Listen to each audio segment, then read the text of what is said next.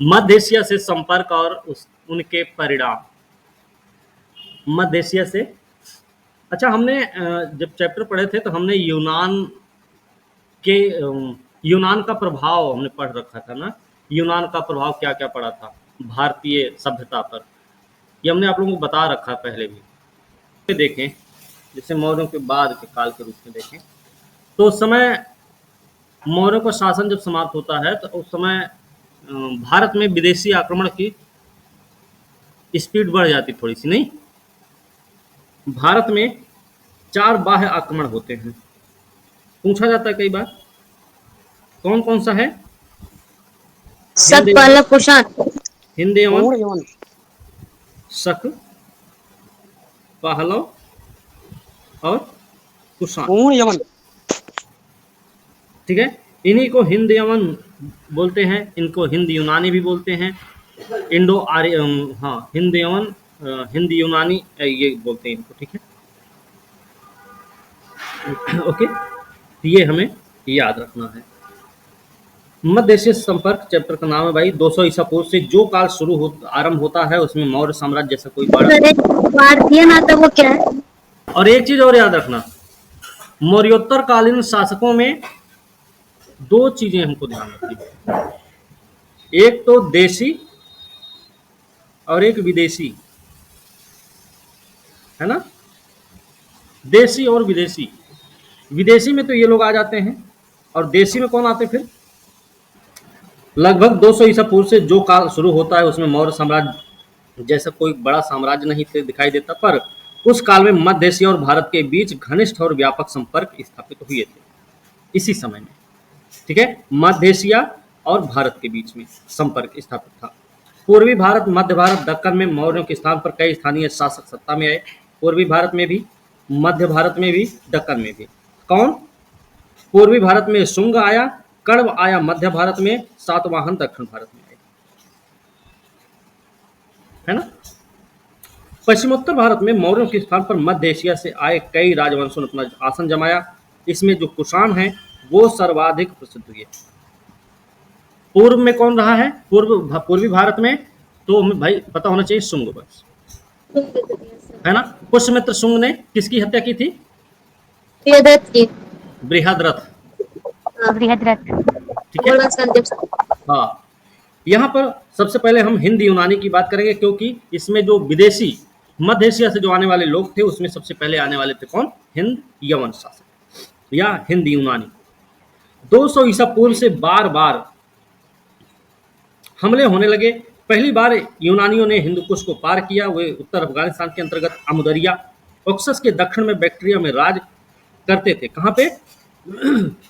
पहले की बात है, अफगानिस्तान के अंतर्गत आता था अमुदरिया, ये इसको ऑक्सस भी बोलते हैं। इसके दक्षिण में था बैक्ट्रिया, यहाँ पर राज करते थे हिंद यूनानी लोग।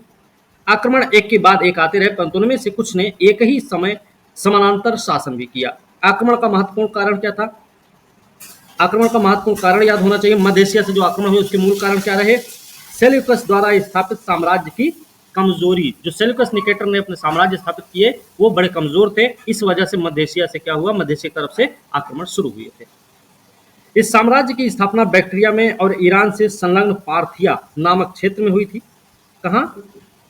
बैक्ट्रिया में और ईरान से संलग्न मतलब लगा हुआ क्षेत्र था पार्थिया, वहां से हुई थी पार्थियाई। जो तो शकों के बढ़ते दबाव के कारण परवर्ती यूनानी शासक, शकों के बढ़ते दबाव के कारण परवर्ती यूनानी शासक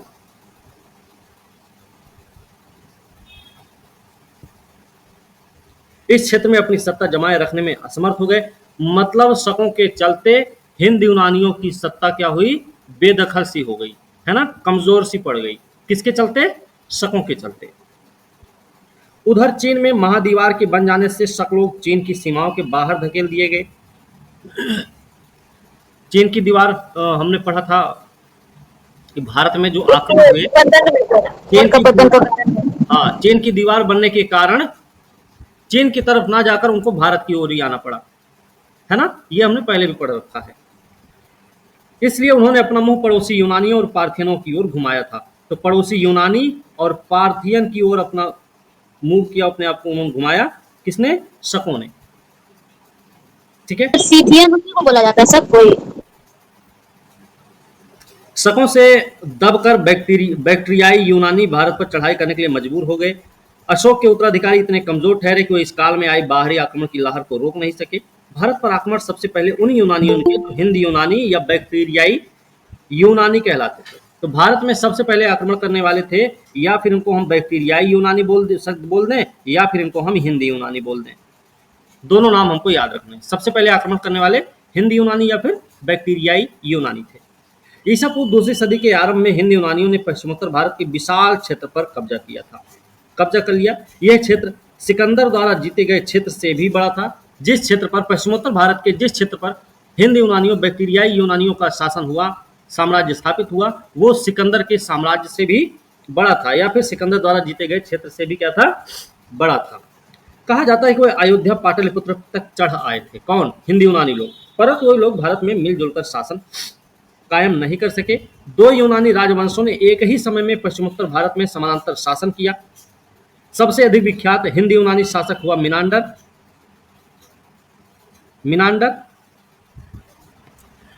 और नागसेन के बीच जो वाद विवाद हुआ है उसी का वर्णन है मिलिंद पन्नों में। ठीक है। तो हिंद यूनानी में एक शासक कौन है? नाम है उसका मिनांडर, जो कि 165 से 145 बीसी के बीच में रहा है। मिलिंद बोलते हैं इसको। उसकी राजधानी पंजाब में रही साकल। मिनांडर की राजधानी क्या थी? साकल या सियालकोट। आज का सियालकोट, तब साकल हुआ करता था। उसने गंगा यमुना द्वाब पर आक्रमण किया। उसे नागसेन ने बौद्ध धर्म की दीक्षा दी। ये हमको याद रखना चाहिए। मिनांडर के बारे में बात चल रही है। नागार्जुन इस नागसेन का ही नामांतर है। नागार्जुन ही नागसेन थे, है ना।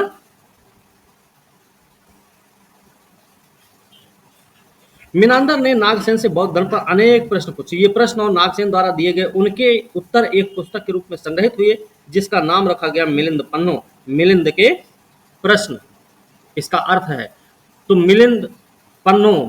मिनांडर ने जो प्रश्न पूछे या मिलिंद ने जो प्रश्न पूछे, उसका जवाब जो दिया उन्होंने नागसेन ने, उसको एक किताब में संकलित किया गया और उस किताब के संकलन को नाम दिया गया मिलिंद पन्नों, जिसका अर्थ क्या है? मिलिंद के प्रश्न या मिनांडर के प्रश्न, क्योंकि मिनांडर को मिलिंद भी कहा जाता है। भारत के इतिहास में हिंद यूनानी शासन का महत्व इसलिए है क्योंकि यूनानी शासकों ने भारी संख्या में सिक्के जारी किए थे। ये हिंद यूनानी भारत के पहले शासक हुए जिनके जारी किए गए सिक्के के बारे में निश्चित रूप से कहा जा सकता है सिक्के किन किन राजाओं के हैं। तो पहला प्रभाव क्या पड़ा भारत पर? सिक्के जारी होने लगे। और कैसे? राजाओं के चित्र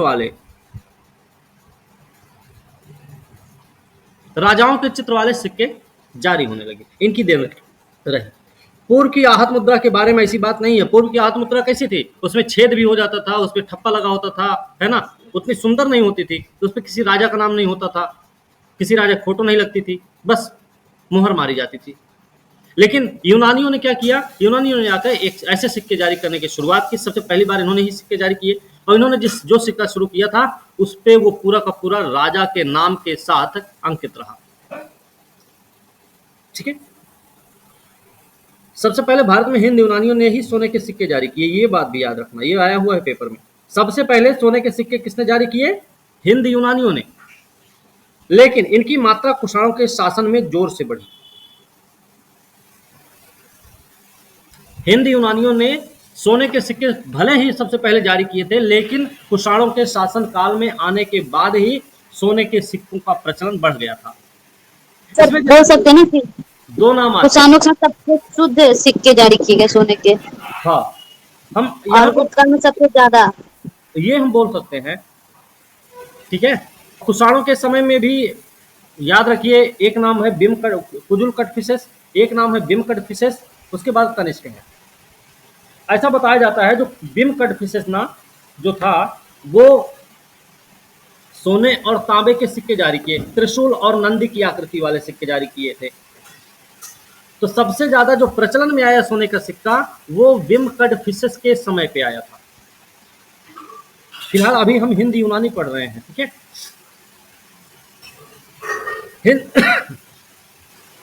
हिंद यूनानी शासकों ने भारत के पश्चिमोत्तर सीमा प्रांत में यूनान की कला चलाई, और यूनान की जो कला चली उसको बोलते हैं Hellenistic Hellenistic art. Hellenistic art किसकी देन है? यूनानियों की देन है। दूसरा हम लिख सकते हैं हेलेनिस्टिक आर्ट। ये क्या है? आपने रामायण भी देखा होगा, देवी देवता वाला जो आप मूवी भी देखे होंगे कोई, तो देवता के पीछे, भगवान के पीछे देखते होंगे ऐसे घूमता रहता है कुछ। चक्र के जैसा, यस सर। या फिर गौतम बुद्ध की वो मूर्ति याद करो, गौतम बुद्ध के सर के पीछे वो लगा हो गोल सा बड़ा सा गोल सा चक्र सा, यस सर। महामंडल जिसको बोलते हैं, है ना? क्या बोलते हैं? आभा मंडल, ठीक है? वो हिंद यूनानियों की देन रही है, ठीक है? ये कला विशुद्ध यूनानी नहीं थी, मतलब जो हेलेनिस्टिक आर्ट आया वो विशुद्ध यूनानी नहीं कह सकते। सिकंदर की मृत्यु के बाद विजित गैर यूनानियों के साथ यूनानियों के संपर्क से इसका उदय हुआ था। जो हेलेनिस्टिक आर्ट है ये पूरी तरह से यूनानी नहीं है। सिकंदर की मृत्यु के बाद जो गैर यूनानियों से संपर्क बना यूनानियों का, इन दोनों के मिलने से हेलेनिस्टिक आर्ट का निर्माण हुआ है, हेलेनिस्टिक आर्ट का जन्म हुआ है, ठीक है ना? भारत में गांधार कला एक इसका उत्तम उदाहरण माना जाता है। गांधार कला इसका उत्तम उदाहरण है। अब बात करें शकों के बारे में। यूनानियों के बाद शक आए। यूनानियों ने भारत के जितने भाग पर कब्जा किया था उससे कहीं अधिक भाग पर शकों ने भी किया। शकों की 5 शाखाएं थी। ये मेरे ख्याल से 1-2 बार पूछा भी गया है। शकों की 5 शाखाएं थी और हर शाखा की राजधानी कहाँ थी? भारत और अफगानिस्तान में अलग अलग थी। शकों की जो 5 शाखाएं थी उनकी राजधानियां कहाँ कहाँ थी? भारत में भी थी, अफगानिस्तान में भी थी। शकों की एक शाखा अफगानिस्तान में बसी, दूसरी बसी पंजाब में। पंजाब में जो बसी उसकी राजधानी कहाँ बनी? तक्षशिला। तक्षशिला। ऐसे लिख सकते हैं, शकों की शाखा और राजधानी। तो पंजाब शाखा की राजधानी क्या थी? तक्षशिला। तीसरी है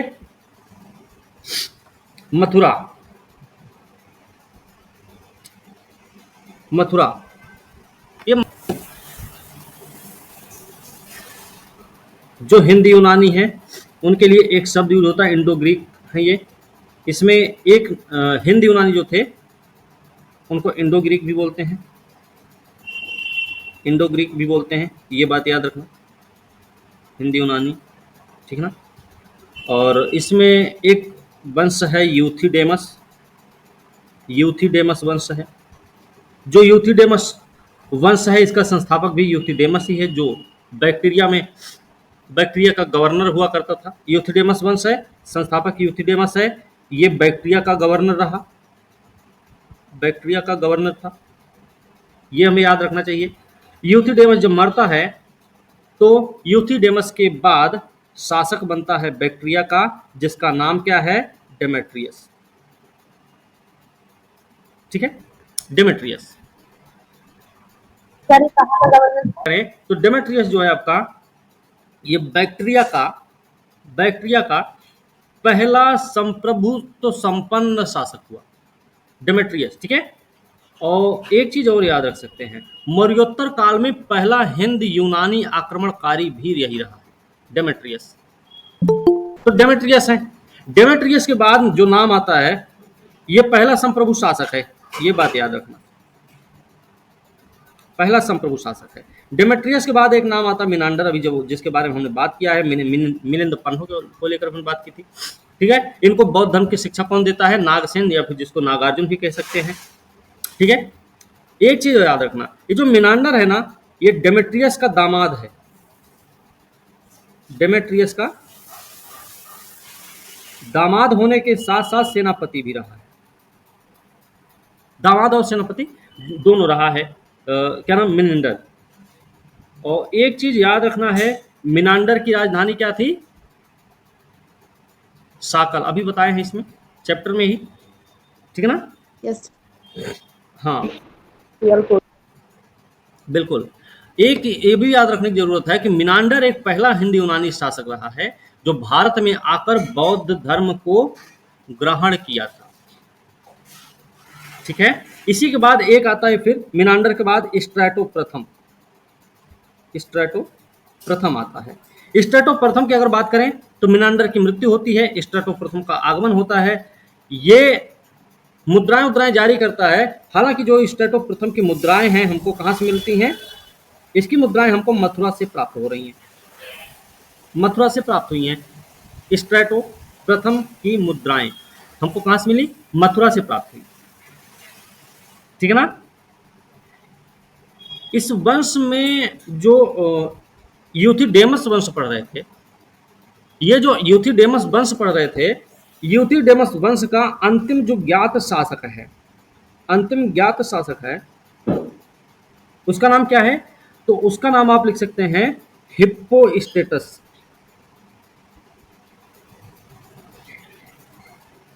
हिप्पोस्टेटस मतलब ये आपका एक यूथिडेमस वंश है जो इंडो ग्रीक शासक रहे हैं, हिंदी यूनानी शासक रहे हैं। ठीक है। तो डेमेट्रियस के बाद आता है मिनांडर। डेमेट्रियस ही है जो पहला यूनानी आक्रमणकारी भी है भारत में, हिंदी यूनानी आक्रमणकारी है। मिनांडर आता है तो मिनांडर जो कि डेमेट्रियस का ही दामाद है, उसका सेनापति भी है। मिनांडर भारत में आता, नागसेन के द्वारा इसको बौद्ध धर्म की दीक्षा शिक्षा दी जाती है। और मिनांडर पहला शासक है, हिंदी यूनानी पहला शासक हुआ जो भारत में आकर बौद्ध धर्म को ग्रहण भी करता है। मिनांडर के बाद स्ट्रैटो प्रथम आते हैं जिनकी मुद्राएं हमको मथुरा से प्राप्त होती हैं। और उसके बाद एक नाम आता है जो अंतिम शासक है यूथिडेमस वंश का, उसका नाम है हिप्पोस्टेटस। दूसरा जो वंश है इंडो ग्रीक में, दूसरा जो वंश है, सर हिंद यूनानी के ये चारों वंश लिखवाए हैं। हाँ लिख लो, यूक्रेटाइडिस के बारे में लिख लो। यूक्रेटाइडिस वंश के बारे में लिख लीजिएगा कि एंटियोकस, एंटियोकस के बारे में पढ़े हम लोग ना। सर जो राजपूत में जाता था मैं इसने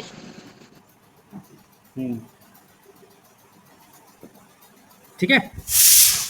एंटियोकस ये चतुर्थ है लेकिन का सेनापति है जिसने बैक्ट्रिया में विद्रोह कर दिया था। बैक्ट्रिया में विद्रोह किया, नाम था इसका यूक्रेटाइडिस। यूक्रेटाइडिस विद्रोह करके इस यूक्रेटाइडिस नामक व्यक्ति ने क्या किया? यूक्रेटाइडिस नामक वंश की स्थापना की। इसके बाद यूक्रेटाइडिस व्यक्ति जो है, इसके मृत्यु के बाद एक नाम आता है हेराक्लीज। हेराक्लीज, हेराक्लीज कौन है? यूक्रेटाइडिस का पुत्र है। और ये जो है ना, इसी के समय में बैक्ट्रिया पर शकों का आक्रमण हुआ।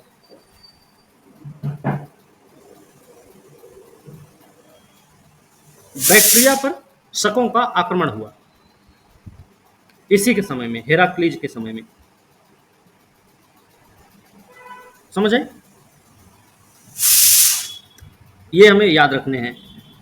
और शकों ने जब आक्रमण किया बैक्ट्रिया पर तो उसमें हेराक्लीज पराजित हुआ, पराजय का इसको सामना भी करना पड़ा।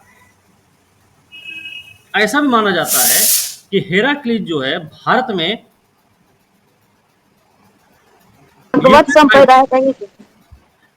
में यूक्रेटाइड वंश का सबसे महान शासक हुआ। हेराक्लीज भारत में यूक्रेटाइड वंश का सबसे महान शासक हुआ। एक और नाम आता है इसी में, इसकी भी मृत्यु जब होती है तो एक नाम है एंटियाकस। एंटियाकस ये कौन है भाई? एंटियाकस है ये। और एंटियाकिट्स होगा ये, हाँ ठीक है। ठीक है, इसने क्या किया? इसका एक राजदूत है। राजदूत क्या है? राजदूत का नाम है हेलियोडोरस। हेलियोडोरस नाम है। हेलियोडोरस कौन है? इसका राजदूत है। एंटियाकस का राजदूत हेलियोडोरस कहाँ पर आता है? भागभद्र के दरबार में। भागभद्र के दरबार में आता है। ठीक है, भागभद्र के दरबार में आया। और भागभद्र क्योंकि एक वैष्णव धर्म का अनुयायी, मतलब भागवत धर्म का अनुयायी है। भागभद्र भागवत धर्म का अनुयायी है। तो हेलियोडोरस के बारे में एक चीज हम लोगों ने पढ़ी होगी, आप लोगों ने भी पढ़ा होगा, विदिशा का स्तंभ लेख। यस सर, पढ़ा है आप यस लोग? सर, गरुड़ ये सब स्तंभ पढ़े लेख, थे। गरुड़ स्तंभ लेख है ना, जिसमें हेलियोडोरस के बारे में, हेलियोडोरस ने ही वैष्णव धर्म को जब स्वीकार किया, सॉरी, जब भागवत धर्म को उसने स्वीकार किया, हालांकि वैष्णव धर्म भी उसी को बोलते हैं, जब इसने उस धर्म को एक्सेप्ट किया तो उसी हेलियोडोरस ने उस, क्या बताए थे, गरुड़ स्तंभ लेख, हाँ, गरुड़ स्तंभ लेख की स्थापना करवाई। और उसमें साफ साफ शब्दों में लिखवाया इसने कि हमने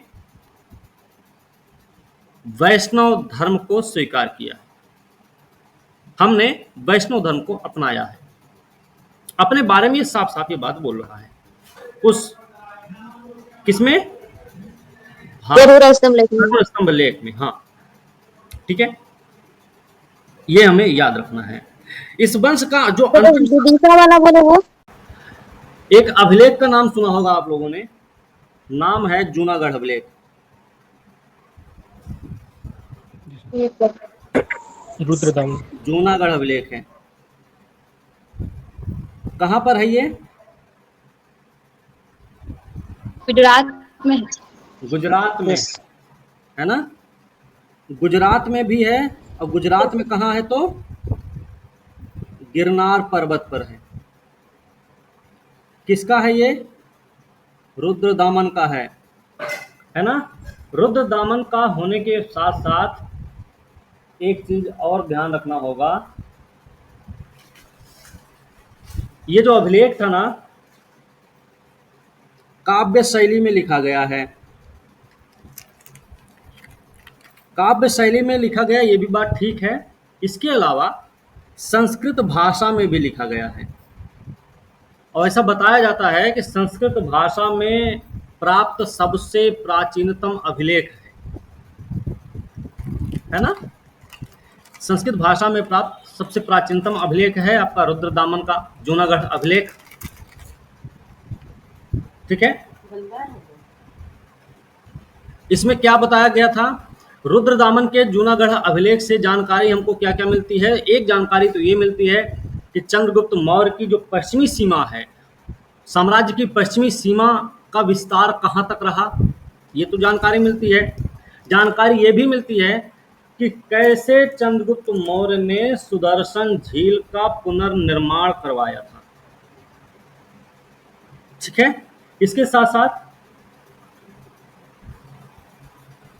एक चीज की जानकारी और है, यहाँ पर एक इनका राज्यपाल है, गवर्नर है, जिसका नाम है पुष्यगुप्त। उसने सौराष्ट्र क्षेत्र में क्या किया था भाई? नहर व्यवस्था का निर्माण किया था।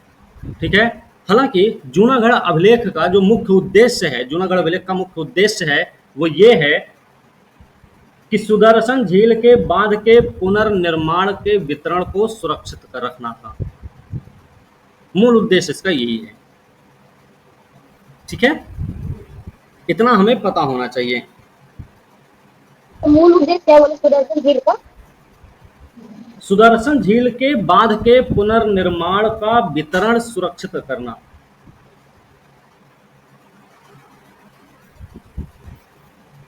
रुद्रदामन शकों को ना तो भारत के शासकों का और ना जनता का ही प्रतिरोध झेलना पड़ा। शक शासक जो रहे उन सबको किसी के प्रतिरोध का सामना नहीं करना पड़ा। ऐसा कहा जाता है कि 57-58 ईसा पूर्व में उज्जैन के एक राजा ने शकों से युद्ध किया, उन्हें पराजित भी किया, अपने ही समय में उन्हें बाहर खदेड़ भी दिया। वह अपने को विक्रमादित्य कहता था, उज्जैन का शासक है। 57-58 ईसा पूर्व में उसने क्या किया? शकों को पराजित किया था, है ना। विक्रम संवत नाम का उसने संवत चलाया 57 ईसा पूर्व में शकों पर विजय प्राप्त करने के उपलक्ष्य में। विक्रम संवत की शुरुआत जो हुई है कब हुई? 57 ईसा पूर्व में हुई। क्यों हुई? शकों पर विजय प्राप्त करने के उपलक्ष्य में। तब से विक्रमादित्य स्पृहणीय उपाधि हो गया, ऊंची प्रतिष्ठा, सत्ता का प्रतीक बन गया।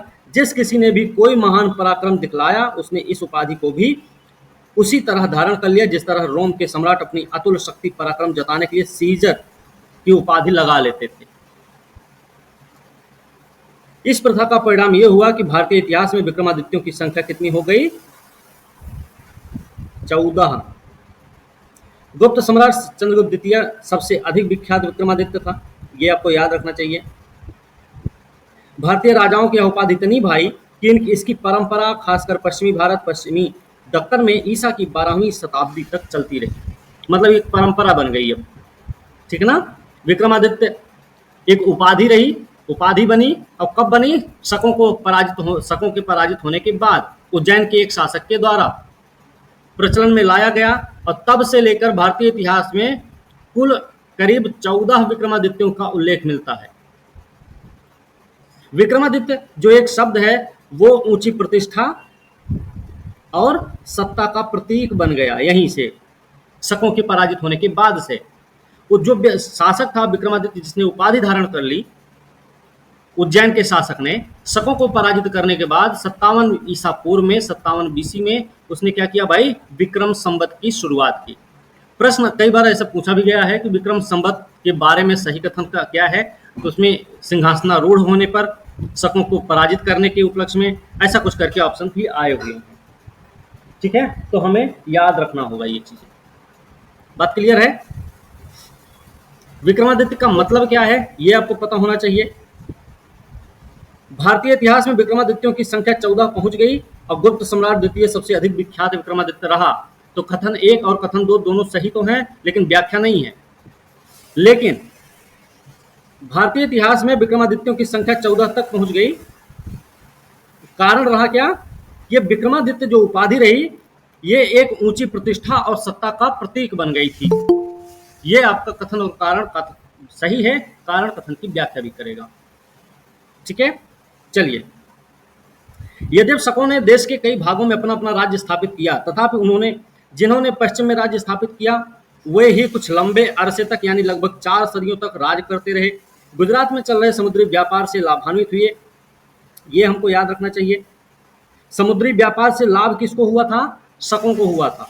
भारी संख्या में चांदी के सिक्के चलाए कौन? शक शासक। सबसे अधिक विख्यात शक शासक है रुद्रदामन प्रथम, है ना। कब से कब तक रहा भाई? 130 से 150 ईसा पूर्व के बीच में रुद्रदामन है। रुद्रदामन क्या नाम है? प्रथम। इसका शासन है सिंध से के साथ साथ कोंकण क्षेत्र में, नर्मदा घाटी, मालवा, काठियावाड़, गुजरात के बड़े भाग में। इसलिए वो प्रसिद्ध है कि उसने काठियावाड़ के अर्ध शुष्क क्षेत्र की मशहूर झील सुदर्शन सर का जीर्णोद्धार किया था। सुदर्शन झील, सर मतलब झील है, ठीक है, उसका जीर्णोद्धार किया था खुद रुद्रदामन ने। ये झील बहुत पुराने समय मौर्य काल की थी और दीर्घकाल से सिंचाई के काम में आती रही। रुद्रदामन संस्कृत का बड़ा प्रेमी था। रुद्रदामन जो था संस्कृत का बड़ा प्रेमी था। भारत में आकर बसा विदेशी होते हुए भी उसने ही सबसे पहले विशुद्ध संस्कृत भाषा में लंबा अभिलेख जारी किया। भारत में सबसे पहले विशुद्ध संस्कृत भाषा में अभिलेख जारी करने वाला कौन था? रुद्रदामन प्रथम। रुद्रदामन प्रथम है, जो कि एक विदेशी है, शक शासक भी है। ठीक है ना, याद रखना। पूर्व के जो भी लंबे अभिलेख इस देश में पाए गए सभी प्राकृत भाषा में रचित हैं। ऐसा नहीं इससे पहले हमारे यहाँ अभिलेख नहीं मिले हैं। हमारे यहाँ जो अभिलेख मिले थे पहले वाले वो कैसे थे? प्राकृत भाषा में थे। लेकिन रुद्रदामन का जो अभिलेख मिला वो संस्कृत भाषा में प्राप्त हुआ है। ठीक है, पार्थियाई या फिर पहलव। वैसे बताया जाता है कि ये जो शक थे ना, शक शासक थे, इनकी कई सारी शाखाएं थी, है ना। शक शासक मध्य एशिया के जार्टिस प्रदेश के निवासी थे। जैक जार्टिस प्रदेश के रहने वाले थे ये लोग। ये याद रखना, मध्य एशिया के हैं। चीनी ग्रंथों में इनको सही कहा जाता है, सही। चीनी ग्रंथ में इनको क्या कहा जाता है? सही कहा जाता है। ठीक है, ये भी इनका भी कोई सा धर्म था। हैं? ठीक है,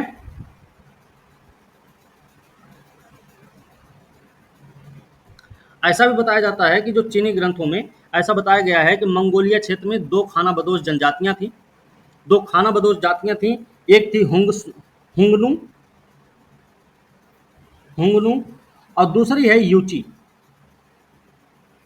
यूची, ये दोनों जो थी ना, चीन में मंगोलिया क्षेत्र में संघर्षरत रही हैं। शक जो भारत में आए उनके लिए दो रास्ते थे। कौन कौन से दो रास्ते थे? इन्होंने दो मार्गों का अनुसरण किया भारत में आने का। एक तो इनका रहा है सिंधु नदी घाटी,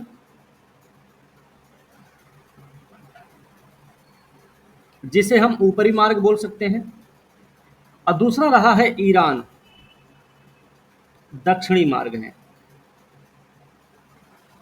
ये दो रास्ते से शक जो है भारत में प्रवेश लिए थे। ठीक है ना? इसमें इनकी जो शाखाएं रही हैं, ये ध्यान रखना दूसरा है। ईरान लिखे हैं क्या? ठीक है, इसमें से एक शाखा इनकी है तक्षशिला।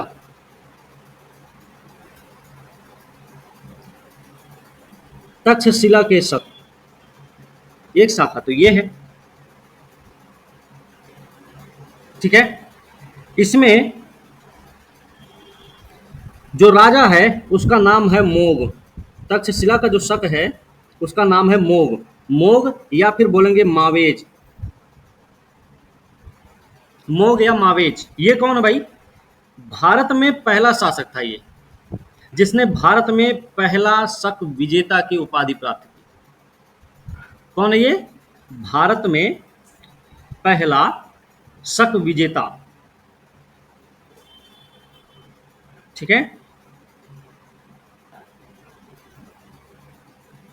इसने एक अभिलेख चलाया जिसका नाम था मोग अभिलेख। मोग अभिलेख। अब इसने एक संवत की भी स्थापना की जिसका नाम रखा मोग संवत। ठीक है, इन्हीं शकों की एक शाखा है छहरात्र वंश।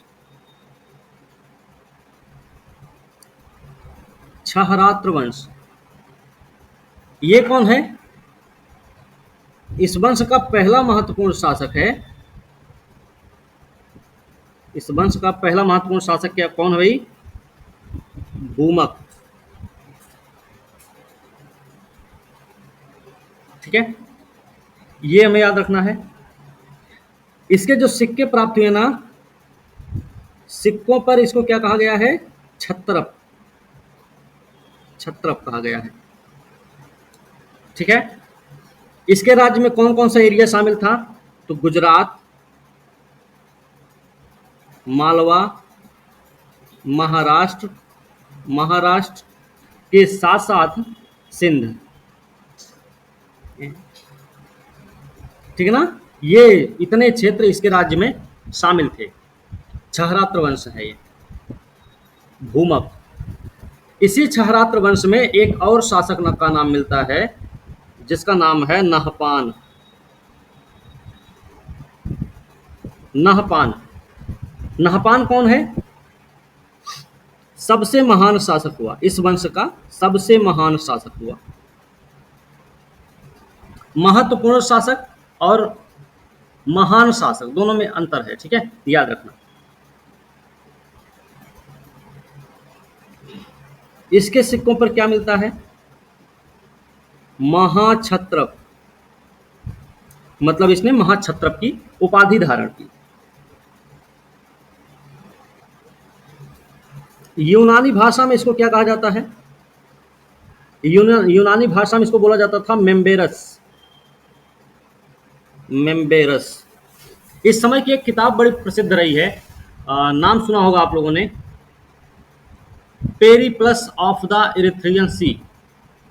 हाँ सर, अज्ञात लेखक है सर। हाँ, पेरिप्लस ऑफ द इरिथ्रियन सी में इस बात की भी जानकारी मिलती है कि ये जो नहपान है इसको यूनानी भाषा में मेम्बेरस कहा जाता है, पेरिप्लस ऑफ द इरिथ्रियन सी में बताया गया है, ठीक है ना।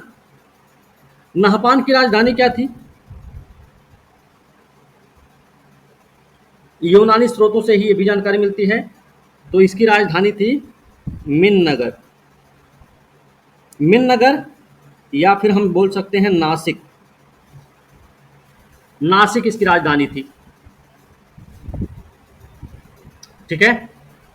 और नहपान ही पहला व्यक्ति है, पहला शासक है जिसके सिक्के पर कौन कौन सी लिपि प्राप्त हो रही है? 3 लिपियां प्राप्त हुई हैं। एक तो ब्राह्मी लिपि मिली है, खरोष्ठी लिपि प्राप्त हुई है और यूनानी लिपि प्राप्त हुई। मतलब नहपान एक पहला शासक है, भारत का पहला राजा था जिसके सिक्कों में 3 लिपियों में लेख प्राप्त हुए, ब्राह्मी, खरोष्ठी और यूनानी, ठीक है। वंश। इसके साथ एक दूसरा है जिसका नाम है कारधमक।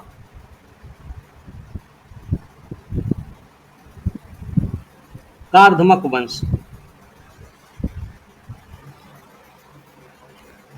इसी कारधमक वंश से ही संबंधित है आपका रुद्रदामन, ठीक है। इस वंश का संस्थापक कौन है?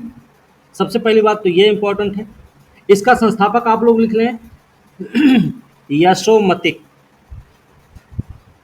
यशोमतिक। सर ये कहाँ का समझ गए। तो यशोमतिक इस वंश का संस्थापक है। यशोमतिक का पुत्र है चष्टन। अरे इसका पुत्र कौन है? चष्टन, सॉरी, जो चष्टन है ना, इस वंश का पहला महत्वपूर्ण शासक है। चष्टन पहला महत्वपूर्ण शासक है और इस चष्टन के नाम से इस वंश का नाम क्या पड़ गया? चष्टन वंश। चष्टन वंश भी इसको बोलते हैं, ठीक है। इसी वंश में एक शासक है जिसका नाम है रुद्रदामन। तो भाई रुद्रदामन है, रुद्रदामन इस वंश का सबसे महान शासक हुआ। पहले भी हमने बताया है, विदेशी शासक होते हुए भी भारत में संस्कृत का इतना लंबा चौड़ा अभिलेख जारी करने वाला पहला शासक हुआ। हालांकि इससे पहले अभिलेख जारी हुए थे भारत में, लेकिन उनकी भाषा कैसी थी? प्राकृत थी, ठीक है। ये महान शासक हैं इस वंश के, और ये चष्टन के ना पौत्र हैं, ठीक है। चष्टन के पौत्र हैं और ऐसा बताया जाता है कि चष्टन और रुद्रदामन दोनों ने मिलकर क्या किया था? इस समय द्वय राज्य शासन प्रणाली शुरू की थी। मतलब चष्टन और रुद्रदामन के शासन काल को हम क्या बोल सकते हैं? द्वय राज्य शासन प्रणाली, है ना। सर ये क्या लिखे हैं सर? ये हमें इतना याद रखना है, इसने सौराष्ट्र क्षेत्र में सुदर्शन झील का जीर्णोद्धार करवाया था। एक चीज याद रखना, जो इसने सुदर्शन झील का जीर्णोद्धार करवाया था रुद्रदामन ने, किसकी देख रेख में करवाया था? देखो, करवाना अलग है, करना अलग है। तो किसकी देख रेख थी? इसका एक अमात्य है और अमात्य का नाम क्या था? सुविशाख। सुविशाख नाम है इसका। और ऐसा बताया भी जाता है कि इसका जीर्णोद्धार कराने में रुद्रदामन ने अपना पैसा खर्च किया था, खुद का पैसा लगाया था, हैं?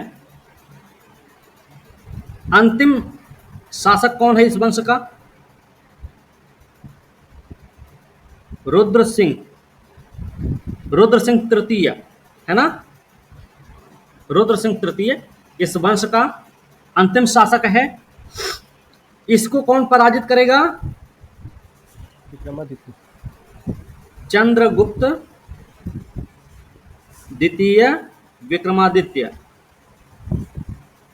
कब पराजित करेगा? 388 एडी में। क्या कहलाएगा फिर? शक विजेता। चंद्रगुप्त द्वितीय ने 388 ईस्वी सन में अंतिम शक शासक रुद्र सिंह तृतीय को पराजित कर विक्रमादित्य की उपाधि धारण की और शक साम्राज्य को अपने गुप्त साम्राज्य में मिला लिया। अतः इसे शक विजेता भी कहा जाता है। गुप्त जब पढ़ेंगे तब पता चलेगा। ठीक है, चलिए अब देखते हैं पहलव। पार्थियन बोलते हैं इनको। पश्चिमोत्तर भारत में शकों के आधिपत्य के बाद पार्थियाई लोगों का आधिपत्य हुआ। पश्चिमोत्तर भारत में ही सबका अपना शासन चल रहा है। प्राचीन भारत के अनेक संस्कृत ग्रंथों में इन दोनों जनों के एक साथ उल्लेख शक पहलव के रूप में मिलते हैं। इन दोनों का नाम मिलता है शक और पहलव। शक पहलव कहाँ पे? संस्कृत ग्रंथों में। वास्तव में ये दोनों जनसमूह कुछ समय इस देश में समानांतर शासन भी किए हैं। शक और पहलव दोनों समानांतर रूप से शासन किए हैं। यहाँ पे पार्थियाई लोगों का मूल वास स्थान ईरान था। मूल वास स्थान इनका कहाँ था? ईरान था, जहां से वो भारत चले। यूनानियों और शकों के विपरीत वे ईसा की पहली सदी में पश्चिमोत्तर भारत के एक छोटे से भाग पर ही सत्ता जमा सके थे। अगर आपसे ये पूछा जाए यूनानी, शक और पार्थियाई या पहलवों में सबसे बड़ा अंतर है, तो जहां पर यूनानी और शक पश्चिमोत्तर क्षेत्र में एक बड़ा साम्राज्य स्थापित करते हैं, वहीं पर पार्थियाई या पहलव लोग जो हैं एक छोटे से क्षेत्र पर अपनी सत्ता को स्थापित करते हैं। ठीक है, सबसे प्रसिद्ध पार्थियाई राजा हुआ गोंदोफर्निस। गोंदोफर्निस सबसे प्रसिद्ध पार्थियाई राजा है। कहा जाता है उसके शासनकाल में सेंट टॉमस ईसाई धर्म का प्रचार करने के लिए भारत आया। ये आपको पता रहना चाहिए। सेंट टॉमस ईसाई धर्म का प्रचार करने के लिए भारत आया। अपने से पहले के शकों की तरह पार्थियाई लोग भी भारतीय राजतंत्र के और समाज के अभिन्न अंग बन गए। ठीक है, कुषाण वंश की बात करेंगे। पार्थियाइयों के बाद कुषाण आए जो यूची और तोखरी भी कहलाते थे। ये याद रखने की जरूरत है, यूची और तोखरी। यूची नामक एक कबीला था जो 5 कुलों में बटा हुआ था। यूची कौन था? एक कबीला है, ये 5 कुलों में बटा हुआ था। कुषाण उन्हीं में एक कुल के थे। ठीक है, इनको क्या बोला जाता है? कुषाणों को यूची तोखली। ठीक है, 5 कुल था। यूची एक कबीला है, 5 कुल था, इसमें से एक है आपका कुषाण। उत्तरी मध्य एशिया के हरित मैदानों के खानाबदोश लोग हुआ करते थे। चीन के पड़ोस में रहते थे ये लोग। कुषाणों ने पहले बैक्ट्रिया और उत्तरी अफगानिस्तान पर कब्जा किया सबसे पहले, फिर वहां से शकों को भगा दिया। कुषाण ही थे जिन्होंने बैक्ट्रिया और उत्तरी अफगानिस्तान पर कब्जा करके शकों को भगाया था। धीरे धीरे वो काबुल घाटी की ओर बढ़े और हिंदकुश पार करके कहाँ पहुंच गए? गांधार पर कब्जा कर लिए। वहां यूनानियों पार्थियाइयों को अपदस्थ कर सत्ता जमाई इन्होंने। फिर तो कुषाणों ने सबसे पहले कहा क्या किया?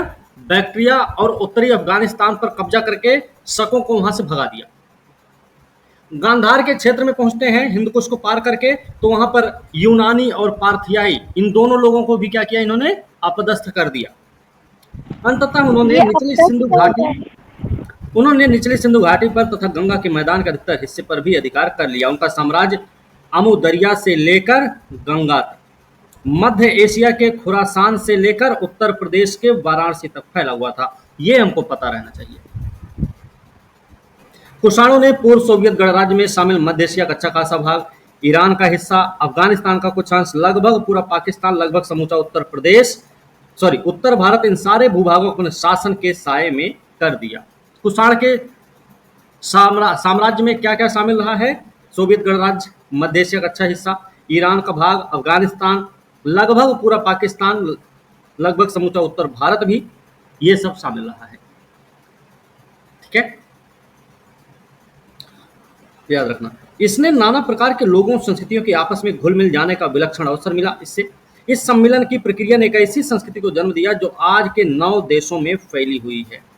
हम कुषाणों के 2 राजवंश पाते हैं जो एक के बाद एक आए। पहले राजवंश की स्थापना किसने की है? हाँ, कडफिशेस। कडफिशेस हैं कुजुल कडफिशेस, है ना। इस घराने का शासन 50 ईस्वी से 28 वर्ष तक चला था। इसमें 2 राजा हुए। पहला हुआ कडफिशेस प्रथम, अच्छा वंशावली है कडफाइसिस, वंशावली है। इसमें जो शासक हुए हैं 2, एक कडफाइसिस प्रथम है जिसने हिंदू कुश के दक्षिण में सिक्के चलाए थे। रोमन सिक्कों की नकल करके तांबे के सिक्के ढलवाए इसने, ठीक है, रोमन सिक्कों की नकल करके तांबे के सिक्के ढलवाए। दूसरा राजा हुआ कडफाइसिस द्वितीय। इसने बड़ी संख्या में स्वर्ण मुद्रा जारी की और अपना राज्य जो है ना सिंधु नदी के पूर्व में फैलाया। कडफाइसिस, कडफाइसिस में जो कडफाइसिस प्रथम है पश्चिमोत्तर भारत में जो रहा है, तांबे का सिक्का जारी किया, उसे कुजुल कडफिशेस भी बोलते हैं, ठीक है ना। ये हमें याद रखना है, ओके। हाँ, और दूसरा कौन है? दूसरा है विम कडफिशेस, विम, ये वाला विम कडफिशेस। इसने महेश्वर की उपाधि धारण की थी। कौन सी उपाधि? महेश्वर की उपाधि इसने धारण की थी। इसने सोने के सिक्के चलाए, विम कडफिशेस ने, ठीक है, ये हमें याद रखना है। हालांकि इसने सोने के साथ साथ तांबे के भी सिक्के चलाए थे। और याद ये भी रखना चाहिए कि विम कडफिशेस ने त्रिशूल और नंदी की आकृति वाले सिक्के चलाए। कौन से? त्रिशूल और नंदी की आकृति वाले, नंदी की आकृति वाले। कडफिशेस राजवंश के बाद कनिष्क राजवंश आया, ये इनका सिक्का देख सकते हैं, है ना। इस वंश के राजाओं ने ऊपरी भारत निचली सिंधु घाटी में अपना प्रभुत्व फैलाया। आरंभिक कुषाण राजाओं ने बड़ी संख्या में स्वर्ण मुद्रा भी जारी की। उनकी स्वर्ण मुद्राएं धातु की शुद्धता में गुप्त शासकों की स्वर्ण मुद्राओं से उत्कृष्ट हैं, ये आपको पता रहना चाहिए। उनकी स्वर्ण मुद्राएं तो मुख्यतः सिंधु के पश्चिम में ही पाई गई, पर उनके अभिलेख न केवल पश्चिमोत्तर भारत सिंधु में ही बल्कि मथुरा, इनके जो अभिलेख है ना वो हमको मथुरा, श्रावस्ती, कौशाम्बी, वाराणसी के साथ साथ पश्चिमोत्तर भारत और सिंधु क्षेत्र में मिले हैं। इससे सिद्ध होता है कि उन्होंने गंगा यमुना दोआब के अलावा मध्य गंगा के मैदानों के काफी भाग को भी अपने कब्जे में किया। मथुरा में जो कुषाणों के सिक्के, अभिलेख, संरचनाएं, मूर्तियां मिली, उनसे प्रकट होता है कि मथुरा भारत में कुषाणों की दूसरी राजधानी थी। ये हमने आपको पहले भी बता रखा है ना। कुषाणों की एक राजधानी मथुरा है और पहली राजधानी कहाँ है? पुरुषपुर, पेशावर में। वहां कनिष्क ने एक मठ और विशाल स्तूप का निर्माण कराया। कहाँ पे? पेशावर में। इस स्तूप को देखकर विदेशी यात्री चकित रह जाते थे। कनिष्क सर्वाधिक विख्यात कुषाण शासक था। लगता है कि उसे भारत की सीमाओं के बाहर चीनियों से हार खानी पड़ी। क्यों? क्योंकि इतिहास में 2 कारण से उसका नाम है, 2 कारण से इसका नाम है। पहला कारण क्या है कि उसने 78 ईस्वी में एक संवत चलाया जो शक संवत कहलाया और भारत सरकार द्वारा इसको प्रयोग में लाया भी जाता है। और दूसरा क्या है, उसने बौद्ध धर्म का मुक्त हृदय से संपोषण और संरक्षण किया। 2 ही काम की वजह से कनिष्क को याद किया जाता है। उसने कश्मीर में बौद्धों का सम्मेलन, चौथी बौद्ध संगीति का आयोजन कश्मीर में हुआ था। महायान संप्रदाय को इसने अंतिम रूप दिया, इसी समय में दिया गया। कनिष्क कला और संस्कृति साहित्य का भी महान संरक्षक रहा है, ये बात भी हमको पता रहनी चाहिए, ठीक है। चलिए, कनिष्क के उत्तराधिकारी पश्चिमोत्तर भारत पर लगभग 230 ईस्वी तक राज करते रहे और उनमें कुछ ने तो शुद्ध भारतीय नाम धारण कर लिए, जैसे एक नाम है वासुदेव। वासुदेव कौन भाई? अंतिम था क्या सर? अंतिम शासक था ये, ठीक है। हाँ, ईरान में उठ खड़ी हुई सासानी शक्ति ने ईसा की 3वीं सदी के मध्य में अफगानिस्तान, सिंधु के पश्चिम के क्षेत्र कुषाण साम्राज्य से छीनकर अपने कब्जे में कर लिए। कौन? सासानी। कहाँ पे? ईरान में। पर भारत में कुषाण रजवाड़े लगभग 100 साल तक बने रहे। लगता है कुषाणों का अधिकार काबुल घाटी, कपीसा, बैक्ट्रिया, ख्वारिज्म, सगदियाना मतलब मध्य एशिया का बुखारा और समरकंद की बात कर रहे हैं, ठीक है। सगदियाना क्या है? बुखारा और समरकंद का पुराना एरिया है, मतलब नाम है। तीसरी चौथी सदी में ही कायम रहा। इन क्षेत्रों में अनेक कुषाण मुद्राएं, अभिलेख, मूर्तियां पाई जाती हैं। खासकर ख्वारिज्म, जो अरल सागर के दक्षिण अमुदरिया नदी पर अवस्थित है, के टोपरक कला नामक स्थान में विशाल कुषाण प्रसाद खुदाई में निकला है। ठीक है, ख्वारिज्म नाम याद रखना है। यहाँ पे टोपरक कला एक जगह है जहां से हमको क्या मिला है, विशाल कुषाण प्रसाद। तीसरी चौथी सदियों का भी है। इसमें प्रशासनिक अभिलेखागार था जहां आरामाइक लिपि ख्वारिज्मी भाषा में लिखे पुरालेख हमको प्राप्त हुए हैं। ठीक है, ये बात हमको याद रखनी है। ओके, अब ये चीज इसमें ये ध्यान रखना हमको कि स्वर्ण सिक्कों का की शुरुआत जो है कुषाणों ने नहीं की है। पश्चिमोत्तर भारत में स्वर्ण सिक्कों का जो प्रचलन है इंडो ग्रीक राजाओं द्वारा ही शुरुआत की गई थी। Yes sir. Indo Greek, Hind यूनानी, हिंद यमन शासकों के द्वारा ही स्वर्ण सिक्कों की शुरुआत की गई थी, लेकिन उसको प्रचलन में जब लाया गया तो स्वर्ण सिक्कों का नियमित प्रचलन जिसने करवाया उनका नाम था कुषाण शासक। ठीक है, और जो स्वर्ण सिक्के का नियमित प्रचलन करवाया उसका नाम है कुषाण शासक। जिसने स्वर्ण सिक्कों का नियमित प्रचलन करवाया उसका नाम क्या था, विम कार्डफिसेस। ठीक है, इसका एक अभिलेख है और उस अभिलेख का नाम है रबतक अभिलेख। ठीक है, रबतक अभिलेख किसका है, ये कनिष्क का अभिलेख है।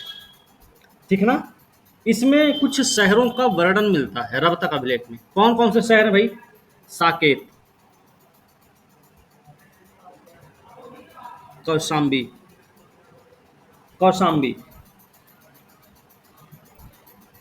पाटलिपुत्र, चंपा, इन सब का उल्लेख मिलता है हमको कनिष्क के रबतक अभिलेख में। ठीक है ना,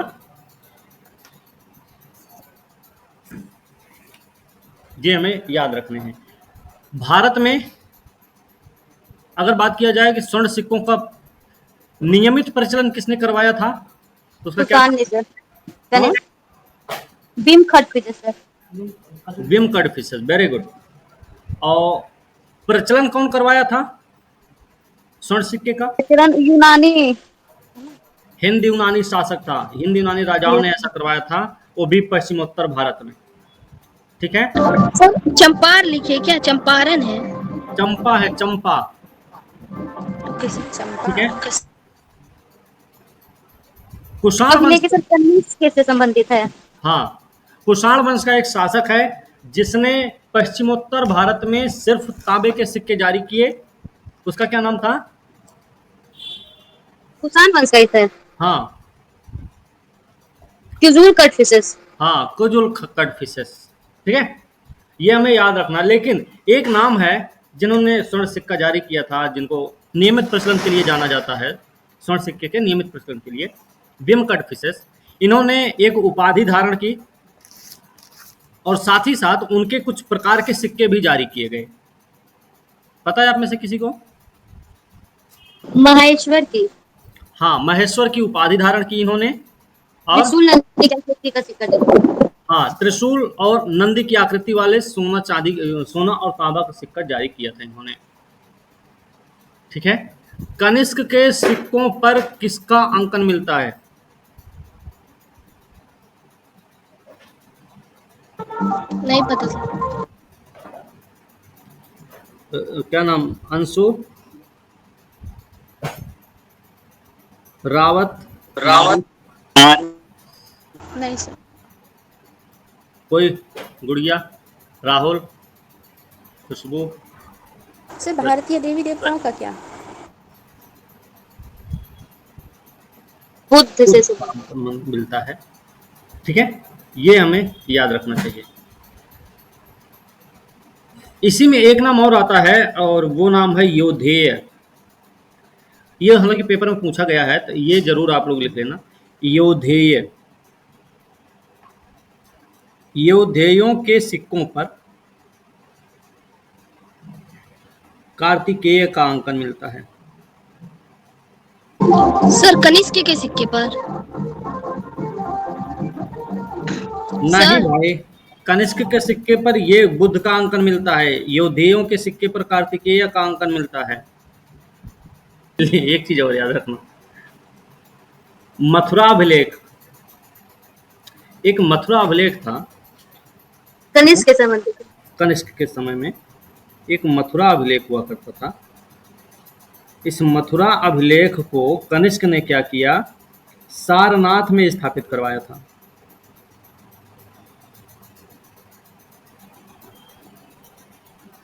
सारनाथ में स्थापित करवाया था, ठीक है ना।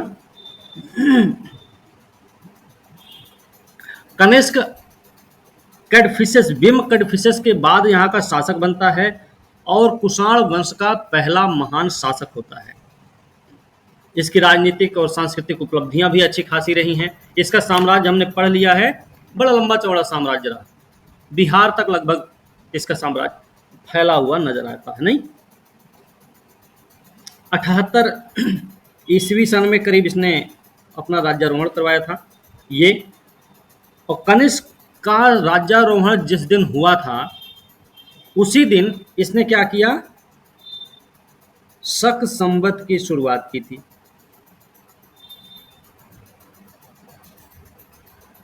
है ना।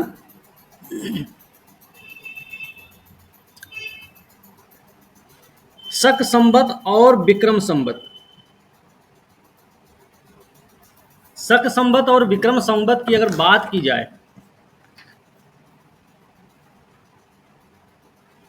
तो जैसे मान लीजिए अभी 2024 चल रहा है, विक्रम संवत संवत कब शुरू हुआ था, 57 बीसी में।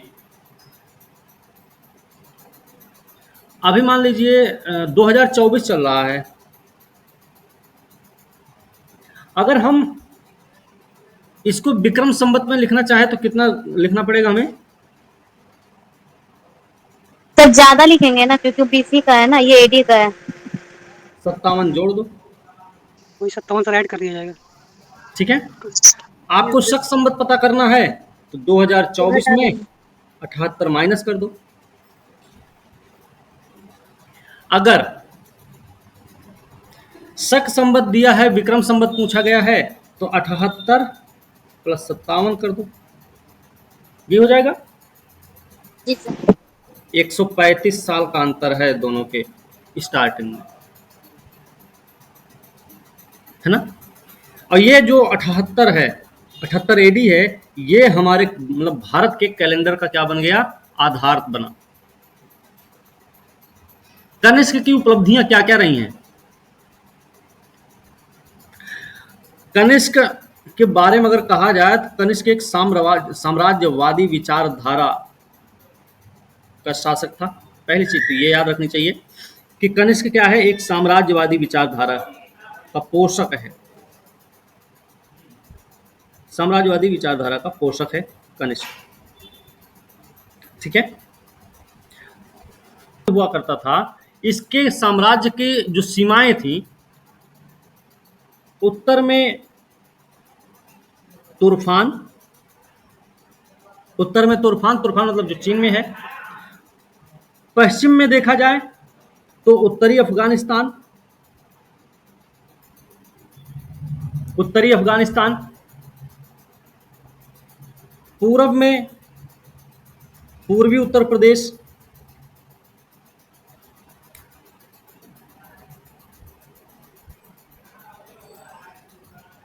ये इतना पूरा एरिया था इसका। दक्षिण का एरिया नहीं था सर। अब बिहार है, अब ये बिहार है, उत्तर प्रदेश है, तो बस इतना ही रहेगा ना, उत्तर प्रदेश बिहार की, ठीक है।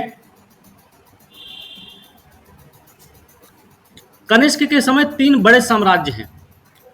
कनिष्क के समय जो 3 बड़े साम्राज्य हैं कौन कौन से हैं, वो भी हमें पता होना चाहिए। कनिष्क समय 3 बड़े साम्राज्य कौन कौन से थे? एक तो आप लिख सकते हैं चीन में है, साम्राज्य हुआ करते थे, एक चीन का था, एक ईरान का है, और एक है रोम। रोम, ठीक है ना। ये तीन बड़े साम्राज्य थे कनिष्क के समय में। चीन और पर्थिया मतलब ईरान, इन दोनों के साथ कनिष्क के शत्रुतापूर्ण संबंध थे, मित्रवत संबंध नहीं थे। मित्रवत संबंध की बात करें तो मित्रवत संबंध सिर्फ और सिर्फ रोम के साथ था, कनिष्क का। इसने युद्ध लड़े, युद्ध कई सारे लड़े हालांकि ये, लेकिन उसमें से एक युद्ध हुआ, ऐसे हम लिख सकते हैं प्रथम युद्ध। प्रथम युद्ध, पहला युद्ध जब लड़ा इसने तो ये चीन के हैं हान वंश, हान वंश के साथ।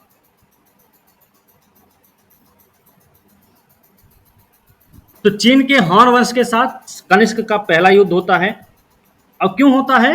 वही राजकुमारी वहां की जो है, राजकुमारी का नाम क्या है? हो ती की। इससे विवाह करने का इसका अपना वो था, और इसी उपलक्ष्य में कनिष्क ने क्या किया, चीन के शासक के पास अपना एक प्रस्ताव भेजा अपने राजदूत को लेकर। जब उस राजा ने इसके इस प्रस्ताव को ठुकरा दिया, इसके इस बात को ठुकरा दिया, तो इसने क्या किया भाई, और ठुकराया ही नहीं, कनिष्क के राजदूत को बंदी भी बना लिया। फिर कनिष्क चीन पे आक्रमण कर दिए, और चीन की जो सेना थी उसका एक सेनापति है जिसका नाम है पाचाओ, पांचाओ, पान चा ओ। ये कौन है? चीन की सेना का सेनापति है। इसने कनिष्क को हरा दिया। हालांकि बाद में पांचाओं की मृत्यु भी हो जाती है, लेकिन कनिष्क इसकी मृत्यु के बाद फिर से एक और आक्रमण करता है। दोबारा जब कनिष्क का आक्रमण चीन पर होता है तो चीन की सेना को कनिष्क ने पराजित किया, और पराजित ही नहीं किया, चीन की सेना को पराजित करने के साथ साथ कुछ चीन के स्थानों पर कब्जा भी जमा लिया। चीन के कुछ क्षेत्रों पर कनिष्क का कब्जा भी हो गया। वो चीन के कौन से क्षेत्र थे जिन पर कब्जा हुआ? चीन को हराने के बाद कनिष्क का चीन के क्षेत्र पर कब्जा। कौन से क्षेत्र थे भाई? नाम लिख सकते हैं हम लोग, Kashgar, Kashgar, Yarkand, Yarkand, Khotan, Khotan, करा, करा और कुची। इन 5 क्षेत्रों पर कनिष्क का कब्जा हो गया, कनिष्क ने छीन लिया। मिला के इन 5 क्षेत्रों पर कनिष्क का कब्जा हुआ। ये जिन 5 क्षेत्रों पर कनिष्क का कब्जा हुआ, इन 5 क्षेत्रों को नाम क्या दिया जाता है? तो नाम लिखना चाहे तो लिख सकते हैं चीनी तुर्किस्तान। ये 5 क्षेत्र कौन है? चीनी तुर्किस्तान। ठीक है, ओके। ये तो पहले युद्ध की बात है, चीन के साथ लड़ा है। पहला युद्ध भी, पहले युद्ध में भी 2 युद्ध हुए हैं, पहला हारा दूसरा जीता। फिर दूसरा युद्ध होगा। दूसरा युद्ध किसके साथ होने वाला भाई? जाहिर सी बात, अभी हमने पढ़ा है चीन और पर्थिया मतलब ईरान के साथ कनिष्क के जो संबंध थे वो शत्रुतापूर्ण थे, अभी हमने पढ़ा है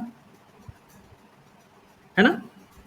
तो दूसरा जो युद्ध होने वाला है वो होगा पार्थिया के साथ, पार्थिया या ईरान के साथ। पार्थिया या ईरान के साथ दूसरा युद्ध हुआ। ऐसा बताया जाता है कि पार्थिया का जो पूर्वी क्षेत्र था, पार्थिया का पूर्वी क्षेत्र जिसको बोलते थे एरियाना, यहां पर कनिष्क का कब्जा था पहले से। ठीक है, पार्थिया के पूर्वी क्षेत्र पर कनिष्क का कब्जा था, मतलब एरियाना क्षेत्र पे। लेकिन पार्थिया का जो राजा है वो एरियाना को चाहता है, मतलब एरियाना को अपने साम्राज्य में मिलाना चाहता है। उस क्षेत्र को मिलाने के चलते, साम्राज्य विस्तार के ही चलते बोल सकते हैं, साम्राज्य विस्तार के चलते युद्ध तय हुआ। लेकिन कनिष्क का नहीं चाल है, ये चाल किसका है? पार्थिया के राजा का है। ठीक है, इसमें क्या हुआ? पार्थिया के राजा को पराजित कर दिया। पार्थिया का राजा पराजित हुआ और एरियाना पर कनिष्क का ही कब्जा। कनिष्क क्योंकि विजेता है तो कोई झंझट भी नहीं उसको। पार्थिया के राजा को लेकिन हार का सामना करना पड़ गया। पार्थिया का शासक हार गया, कनिष्क का अपना जो कब्जा रहा एरियाना पर वो बरकरार रहा। कनिष्क ने क्या किया? पूर्वी भारत को जीतकर अपने साम्राज्य में मिलाया। धीरे धीरे वो अब भारत की ओर बढ़ने लग गया है और भारत में भी पूर्वी भारत की तरफ बढ़ने लग गया है। पूर्वी उत्तर प्रदेश और बिहार के एरिया पे कब्जा जमाने की कोशिश में। ठीक है ना? कनिष्क की कुछ किताब, वो कनिष्क के कुछ सिक्के हैं। कनिष्क के सिक्के कहाँ से मिलते हैं? कनिष्क के सिक्के आपको यूपी से भी मिल जाएंगे, बिहार से भी मिल जाएंगे, बंगाल से भी मिल जाएंगे। उत्तर प्रदेश, पूर्वी उत्तर प्रदेश खास करके लिख सकते हैं, पूर्वी उत्तर प्रदेश है, बिहार है, बंगाल से प्राप्त होता है। ठीक है, इसमें एक किताब का नाम आपने सुना होगा, राज तरंगिणी। इसके लेखक कौन है भाई? कलहड़। कल्हड़। कल्हड़ ने इस किताब में बताया है कनिष्क के बारे में कि कनिष्क ने कश्मीर में कनिष्कपुर की स्थापना की थी। कनिष्कपुर की स्थापना की थी। मतलब इसका यह है, कनिष्कपुर की स्थापना से तात्पर्य यह है कि कनिष्क का शासन उत्तर भारत पर भी था, है ना? उत्तर भारत पर भी था, इसका शासन था कनिष्क का। यस ठीक है? सर। ये राज तरंगिणी के अनुसार है, याद रखना है। कनिष्क के समय में एक बौद्ध संगीति भी हुई है, चौथी बौद्ध संगीति का आयोजन किया गया जिसमें संस्कृत भाषा पर जोर दिया गया, बौद्ध धर्म का विभाजन हुआ, है ना? ये सब जी चीजें सर। याद रखना है। और ये पहले भी पढ़ा चुके हैं, फिर से पढ़ाने की जरूरत नहीं है इसको। बुद्ध को मूर्ति के रूप में पूजा गया था इन्हीं के टाइम में। हाँ, मूर्ति महायान को स्वरूप दिया गया। बद्रीनाथ का हाँ बिल्कुल, ठीक है। एक चीज ये हमें याद रखना है, इसकी दो राजधानियां, कनिष्क की दो राजधानियां थी। कौन कौन सी? दोनों राजधानियों के बारे में फिलहाल पढ़ चुके हैं हमने, पहले भी पढ़ लिया हमने। मथुरा पेशावर। हाँ, पुरुषपुर। फिरोजपुर पेशावर। पुरुषपुर जिसको हम पेशावर भी कहते हैं, और दूसरा है मथुरा, है ना? कनिष्क के अपने उपलब्धियां भी कुछ रही हैं। इसकी सांस्कृतिक उपलब्धियों की अगर बात की जाए, कनिष्क के सांस्कृतिक उपलब्धियों की अगर बात करें थोड़ी बहुत, तो धर्म के आधार पर अगर देखा जाए तो कनिष्क का जो समय है वो धार्मिक समन्वय का काल है। धार्मिक समन्वय का काल है। बौद्ध संगीति करवाए, दोनों को महत्व दिया। कनिष्क ने हीनयान और महायान दोनों को महत्व दिया था, याद रखना। ठीक है, ऐसा नहीं है कि उसने हीनयान को माना, बौद्ध महायान को छोड़ा, किसी को ऐसा नहीं किया। उसने हीनयान और महायान दोनों को ही समान महत्व दिया था। इसके साथ साथ इसने क्या किया? बौद्ध धर्म का प्रचार भी करवाया। ठीक है, बौद्ध धर्म का प्रचार कहां करवाया? चीन में। चीन में करवाया, और चीन में भी प्रचारक मंडल भेजकर करवाया था। ये तो धर्म के नाम पर बात थी कि धर्म के आधार पर इसने करवाया। साहित्य के मामले में देखा जाए, साहित्य के मामले में देखा जाए तो इसका एक राजकवि है। राजकवि का नाम क्या है? अश्वघोष, है ना? राजकवि अश्वघोष ही थे। महान दार्शनिक भी हैं, चाहे तो लिख सकते हैं। दार्शनिक भी हैं ये, और दार्शनिक के साथ साथ क्या हैं, कवि भी हैं।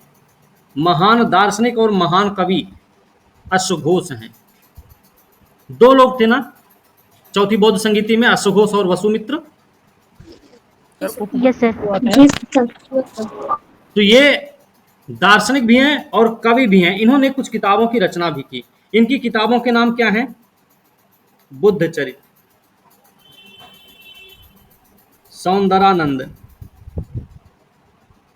और सारी पुत्र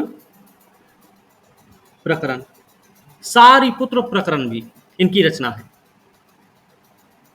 यहां पर जो बुद्ध चरित है, बुद्ध चरित के बारे में आप लोग अगर लिखना चाहें तो लिख लें। इसे बौद्धों का रामायण कहा जाता है। इसे बौद्धों का रामायण कहा जाता है, बुद्ध चरित को। इसके बाद आए नागार्जुन भी। नागार्जुन भी इन्हीं के समय के हैं। नागार्जुन, नागार्जुन के बारे में पहले भी हम बात कर चुके हैं। कौन है ये? नागार्जुन, या फिर बोले तो नागसेन भी कह सकते हैं इनको, है ना। नागसेन भी इनको कह सकते हैं। ठीक है। ये कौन है भाई? ये बौद्धाचार्य हैं। हाँ, बौद्ध आचार्य हैं, शून्यवाद के प्रतिपादक हैं। शून्यवाद के प्रतिपादक हैं, प्रतिपादक हैं शून्यवाद के। इन्होंने को एक ग्रंथ भी लिखा ना, माध्यमिक कारिका। यस सर, हाँ इन्हीं का।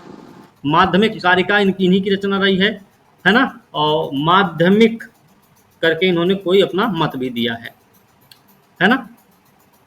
तो ये हमको याद होना चाहिए। इनके साथ साथ एक है वसुमित्र। वसुमित्र कौन भाई? चौथी बौद्ध संगीति के उपाध्यक्ष रहे हैं वसुमित्र। इन्होंने कौन सी किताब की रचना की है? महाविभाषा शास्त्र। महाविभाषा शास्त्र की रचना की। इन्हीं के समय के चरक भी हैं। चरक, जिन्होंने क्या लिखा है? चरक संहिता। चरक संहिता। चरक संहिता क्या है? एक चिकित्सीय ग्रंथ है। इसकी रचना की इन्होंने, है ना। तो ये भी हमें याद रखने की जरूरत है। ठीक है। सर आपको पता है बौद्ध ग्रंथ का इंसाइक्लोपीडिया किसको कहा जाता है? चलिए, ठीक है। मध्य एशिया से संपर्क के प्रभाव क्या क्या देखने को मिलते हैं हमको? भवन और मृदभांड की बात करें। शक कुषाण काल में भवन निर्माण के कार्यों में उल्लेखनीय प्रगति हुई। शक और कुषाण के समय में भवन निर्माण के कार्य में उल्लेखनीय प्रगति हुई। उत्खननों में संरचना के कई स्तर मिले हैं। उत्तर भारत के विविध पुरा स्थलों पर तो कभी कभी आधे दर्जन से भी अधिक स्तर प्राप्त हुए हैं। कहाँ पे? उत्तर भारत में। इतने भी स्तर देखने को मिल सकते हैं क्या? इनमें पकी ईंटों का प्रयोग फर्श बनाने में किया गया। खपरों मतलब टाइलों का प्रयोग फर्श और छत दोनों में किया गया। पकी ईंट का प्रयोग कहाँ हुआ है? फर्श में। खपरा टाइल्स का प्रयोग हुआ है फर्श और छत दोनों में। आज भी होता है कि नहीं होता है? यस होता है सर। सर। लेकिन सुर्खी और खपरा शायद बाहर से अपनाई गई वस्तु नहीं थी। सुर्खी और खपरा बाहर से अपनाई गई वस्तु नहीं थी। इस काल की एक विशेषता ईंटों के कुओं का निर्माण भी है।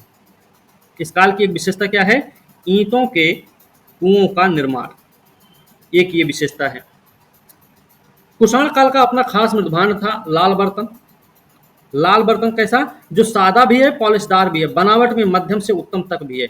मतलब सादा भी होता था, पॉलिशदार भी होता था, बनावट में मध्यम भी होता था, उत्तम भी होता था। मतलब बताने का है कि सिंपल सा हो सकता था, पॉलिश भी कर लेते थे। ठीक है। बनावट में थोड़ा बहुत चित्रोत्तर कर लिए तो ठीक है, और बहुत ज़्यादा चित्रांकन भी देखने को मिलता है, सजावट टाइप में। ठीक है ना। असाधारण बर्तन है। फुहारों टोटियों वाले पात्र भी आपको देखने को मिल जाएंगे यहाँ पे। इन बर्तनों में मध्य एशिया में इसी काल के कुषाण स्तरों में पाए गए सूक्ष्म बनावट वाले मृदभांडों से समानता है। इस प्रकार के लाल पॉलिशदार मृदभांड बनाने की कला मध्य एशिया में सुविदित थी और ऐसे मृदभांड फरगना जैसे क्षेत्रों में भी मिलते जो क्षेत्र कुषाण सांस्कृतिक अंचल के भीतर पड़ते हैं। अश्वारोही सेना भी हमको यहाँ से मिली है। शकों और कुषाणों ने भारतीय संस्कृति में नए उपादान जोड़कर इसे अपार समृद्ध बनाया। ठीक है, वे सदा के लिए भारतवासी हो गए, अपने को भारतीय संस्कृति की धारा में पूर्णतः विलीन कर दिया। ये हमको याद रखने की जरूरत है। उनके अपने पास लिपि, लिखित भाषा, कोई सुव्यवस्थित धर्म नहीं था, ये भी याद रखने की जरूरत है। इसलिए उन्होंने संस्कृति के इन उपादानों को भारत से लिया था। ठीक है, तो भारतीय समाज के अभिन्न अंग बन गए। इस समाज को उन्होंने बहुत कुछ दिया। उन्होंने बड़े पैमाने पर उत्तम अश्वारोही सेना, अश्वारोहण की परंपरा चलाई। कौन सी? उत्तम अश्वारोही सेना भी और अश्वारोहण की परंपरा। उन्होंने लगाम और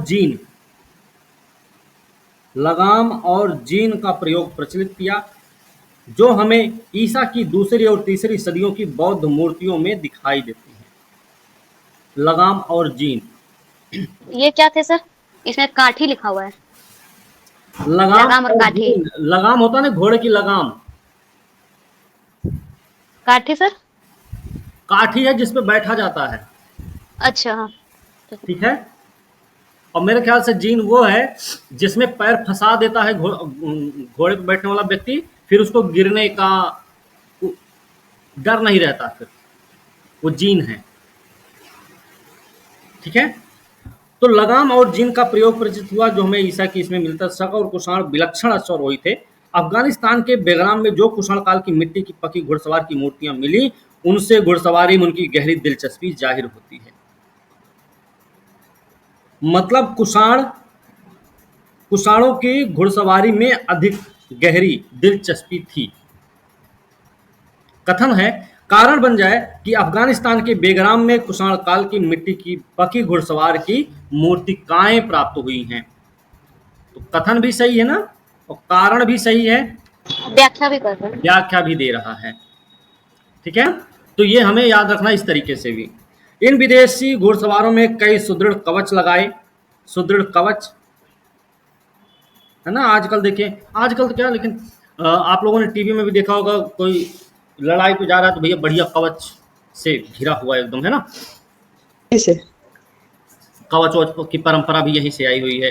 भाला बर्छियों से लड़ाई करते दिखाए गए। वो रस्सी के का बना एक प्रकार का अंगूठा रकाब भी लगाते थे। सॉरी, वो जिन नहीं था, वो रकाब होता था, उसको रकाब बोलते थे, जिससे उन्हें घुड़सवारी में सुविधा होती थी और उनका आवागमन सुगम हो गया था। अंगूठा रकाब, रकाब मतलब वही जिसमें पैर वैर आजकल फंसाते नहीं। Yes sir. हाँ, इमेज में दिखा दीजिए। तो इन्होंने ये चीजें भी प्रदान की, जिससे उन्हें घुड़सवारी में सुविधा होती थी। ये बात हमें याद रखनी चाहिए, और उनका आवागमन सुगम हो गया। शकों और कुषाणों ने पगड़ी, ट्यूनिक मतलब कुर्ती, पाजामा, भारी लंबे कोट चलाए। जो मूर्ति हम बता रहे थे अभी शुरुआत में, मथुरा से मिली हुई है, उसमें ये सारी चीजें आपको मिल जाएंगी देखने को। लेकिन उसका आधा धड़ गायब है, इसलिए उसका ऊपर वाला हिस्सा भी जो दिख रहा है, कोट भी दिख रहा है, लेकिन वो लंबा सा कोट है। लेकिन नीचे भी दिख रहा है कि कितना ये लोग लंबा पाजामा पहनते थे। आज भी अफगान पंजाबी लोग पगड़ी लगाते हैं। शेरवानी लंबे कोट का ही बदला रूप है। शेरवानी जो आज हम लोग पहनते हैं, वो क्या है? लंबे कोट का ही बदला रूप है। मध्य एशिया वालों ने यहाँ टोपी, सिरस्त्राण, बूट चलाए, जिनका इस्तेमाल योद्धा लोग करते थे। टोपी, सिरस्त्राण और बूट, इन्हीं श्रेष्ठताओं की बदौलत उन्होंने ईरान, अफगानिस्तान, पाकिस्तान, भारत में अपने विरोधियों पर विजय पाई। बाद में जब यह सैनिक कौशल देश में फैल गया, तब अधीनस्थ राजाओं ने अपने पिछले विजेताओं के विरुद्ध इसका अच्छा इस्तेमाल किया। ठीक है, हो सकता है कि मध्य एशियाई जो लड़ाके थे, उन्होंने ईरान, अफगानिस्तान, पाकिस्तान, भारत में अपने विरोधियों पर विजय प्राप्त की। कारण भी हो जाएगा, मध्य एशिया वालों ने टोपी, सिरस्त्राण और बूट चलाए, जिनका इस्तेमाल योद्धा किया करते थे। ठीक है, सर ये कथन कारण सही है, व्याख्या भी कर रहा है। हाँ, कारण नहीं सिर्फ व्याख्या करेगा। इन्हीं की बदौलत तो इन्होंने इन सब पे विजय प्राप्त की है भाई। तो व्याख्या भी तो कर रहा है ना। हाँ, वही बात हुआ चलिए, व्यापार और खेती। मध्य एशियाई लोगों के आने से मध्य एशिया, तो अभी तक हमने दो चीजें देख ली हैं। एक तो हमने मृदभांड और भवन देख लिए, दूसरा हमने उत्कृष्ट अश्वारोही ईश्वरोही सेना देख ली, तीसरा है व्यापार और खेती। व्यापार और खेती पर क्या प्रभाव पड़ा? मध्य एशियाई लोगों के आने से मध्य एशिया और भारत के बीच घने संपर्क स्थापित हो गए। परिणाम स्वरूप भारत को मध्य एशिया के अल्ताई पहाड़ों से भारी मात्रा में सोना प्राप्त हुआ। किसको? भारत को मध्य एशिया के अल्ताई पहाड़ से भारी मात्रा में सोना मिला। भारत को रोमन साम्राज्य के साथ व्यापार के जरिए भी सोना मिला होगा। रोमन साम्राज्य के साथ जब इन्होंने व्यापार किया। कुषाणों ने रेशम के उस प्रख्यात मार्ग पर नियंत्रण कर लिया जो चीन से चलकर कुषाण साम्राज्य में शामिल मध्य एशिया अफगानिस्तान से गुजरते हुए ईरान जाता था और पूर्वी भूमध्य सागरीय अंचल में रोमन साम्राज्य के अंतर्गत पश्चिम एशिया तक जाता था। यह रेशम मार्ग कुषाणों का बड़ा आय का स्रोत बना। ठीक है, रेशम मार्ग पर इनका भी अधिकार था, कुषाणों का। ठीक है, इन्होंने यहाँ पे टैक्स वसूले हैं और ये इनकी आय का एक मुख्य स्रोत भी हुआ करता था। इस मार्ग पर सर, व्यापारियों से मुख्य उगाही गई चुंगी की बदौलत ही विशाल और समृद्ध साम्राज्य स्थापित कर सके, है ना। उल्लेखनीय है कि भारत में बड़े पैमाने पर सोने का सिक्का चलाने वाले प्रथम शासक कुषाण ही थे। बड़े पैमाने पर कुषाणों ने खेती को भी बढ़ाया। कुषाण काल की विस्तृत सिंचाई के पुरातात्विक अवशेष कहाँ मिलते हैं? पाकिस्तान, अफगानिस्तान, पश्चिम मध्य एशिया में पाए जाते हैं। ये हमें याद रखना, इन्होंने कृषि के लिए भी काम किया था। ठीक है, राज व्यवस्था की बात करें, मध्य एशियाई विजेताओं ने अनगिनत छोटे छोटे देशी राजाओं पर अपना शासन लाद दिया। इससे एक प्रकार की सामंती व्यवस्था उदित हुई। किसने लादा? मध्य एशियाई विजेताओं ने क्या किया? देशी राजाओं पर अपना शासन लादा, जिसकी वजह से क्या हुआ? सामंती व्यवस्था का जन्म हुआ। इन्होंने महाराजा धीराज जैसी उपाधि धारण की। हाँ, ठीक, तो इन्होंने महाराजा कुषाण राजा जो हुआ करते थे, उन्होंने महाराजा धीराज की उपाधि धारण की, जिसका मतलब क्या था? अनेकानेक छोटे छोटे राजाओं के राजा थे, उनसे कर पाते थे। शकों और कुषाणों ने इस भावना को बढ़ावा दिया, राजा देवता का अवतार होता है। ये वाली भावना को बढ़ावा दिया शक और कुषाण दोनों ने। अशोक देवों का प्रिय कहा जाता था, पर कुषाण राजा देवपुत्र कहलाते थे। अशोक ने तो खुद को देवताओं का प्रिय बताया है, लेकिन कुषाणों ने अपने आप को देवताओं का पुत्र बताया। ठीक है, ये उपाधि कुषाणों ने चीनियों से ली थी भाई। ये जो उपाधि थी देवपुत्र जैसी, ये चीन से ली थी इन्होंने, जो अपने राजा को स्वर्ग का पुत्र मानते थे या कहते थे। मतलब चीन के जो राजा लोग होते थे वो खुद को स्वर्ग का पुत्र बोलते थे, उनको अपने राजा को लोग बोलते थे। तो कुषाणों ने क्या किया? अपने आप को देवपुत्र कहलाने लगा। भारत में इसका प्रयोग स्वभावतः राज्य सत्ता को मान्यता और वैधता प्रदान करने के लिए किया गया होगा। स्मृतिकार मनु ने कहा है कि राजा बच्चा ही क्यों ना हो, उसका आदर करना चाहिए, क्योंकि वह मानव रूप धारण करके शासन करने वाला देवता होता है ना। कुषाणों ने राज्य शासन में छत्रप प्रणाली अपनाई। छत्रप प्रणाली क्या थी भाई? साम्राज्य अनेक अनेक छत्रपियों मतलब उपराज्यों में बटा हुआ था। ये हमने आपको पहले भी पढ़ा रखा है ना, पहले भी पढ़ा रखा मौर्य साम्राज्य के अंतर्गत। छत्रप मतलब होता है प्रांत, छोटे छोटे प्रांत, है ना। उपराज्यों में बांट दिया गया। हर एक छत्रपी एक एक छत्रप के शासन में छोड़ दिया गया। कुछ अनोखी प्रथाएं भी शुरू की गई। अनोखी प्रथाएं कौन सी शुरू हुई? जैसे दो आनुवंशिक राजाओं का संयुक्त शासन, ये एक ऐसी प्रथा रही है जिसमें एक ही समय एक ही राज्य पर दो राजाओं का शासन हो सकता था। ये कुछ ऐसी प्रथा रही है। मतलब दो आनुवंशिक राजाओं का संयुक्त शासन का मतलब है एक ही समय में एक ही राज्य में दो राजाओं का शासन। हम पिता और पुत्र दोनों को एक ही समय संयुक्त रूप से शासन करते पाते हैं।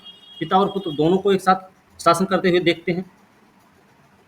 इस प्रकार प्रतीत होता है कि इन शासकों के अधीन केंद्रीकरण कम था। मतलब यहाँ पर हम ये बोल सकते हैं कि यहाँ पर केंद्रीकरण क्या था? कम था, है ना। लेकिन मौर्य साम्राज्य में अगर देखा जाएगा तो वहां पे आपको केंद्रीकरण की प्रवृत्ति ज्यादा नजर आती है ना। यूनानियों ने सेनानी शासन, मिलिट्री गवर्नरशिप की परिपाटी भी चलाई। किसने? यूनानियों ने। यूनानी मतलब हिंद यवन की बात हो रही है ना। वे इसके लिए शासक सेनानियों की नियुक्ति करते थे जो यूनानी भाषा में स्ट्रेटोगोस कहलाते थे। स्ट्रेटोगोस क्या थे भाई?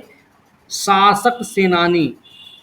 शासक सेनानियों के लिए प्रयोग किया जाने वाला शब्द है स्ट्रेटोगोस। या फिर यूनानियों द्वारा सेनानी शासन स्थापित करने के लिए नियुक्त किए गए शासक सेनानियों के लिए प्रयोग किया जाने वाला शब्द स्ट्रेटोगोस था। ठीक है। सेनानी शासकों की आवश्यकता विजित प्रजा पर नए राजाओं का प्रभाव जमाने के लिए होती थी। भारतीय समाज में भी नए नए तत्वों का समावेश हुआ इन्हीं सबके आने के बाद। भारतीय समाज में नए तत्वों का समावेश हुआ। वो कौन से नए तत्व रहे भाई? यूनानी, शक, पार्थियन, कुषाण, सभी भारत अपनी अपनी पहचान अंततः खो बैठे। सब लोग आए और यहीं के बन के रह गए। अभी हमने थोड़ी देर पहले पढ़ा ये चीजें, है ना। सनाए सनाए वो पूरे भारतीय बन गए। चूंकि उनमें अधिकांश विजेता के रूप में आए, इसलिए वे भारतीय समाज में योद्धाओं के वर्ग में अर्थात क्षत्रिय वर्ण में समाहित हो गए। वो एक लड़ाका हुआ करते थे, इसलिए वो क्षत्रिय वर्ण में चले गए। जो मध्य एशिया से आए हुए लोग थे, हिंद, यवन, शक, पहलव और कुषाण, ये सब के सब क्षत्रिय वर्ण में चले गए। ठीक है। ब्राह्मणीय समाज में उनके प्रवेश की व्याख्या अद्भुत ढंग से की गई। स्मृतिकार मनु ने कहा कि अपने कर्तव्यों से च्युत हुए अधम क्षत्रिय ही शक और पहलव हुए थे। मतलब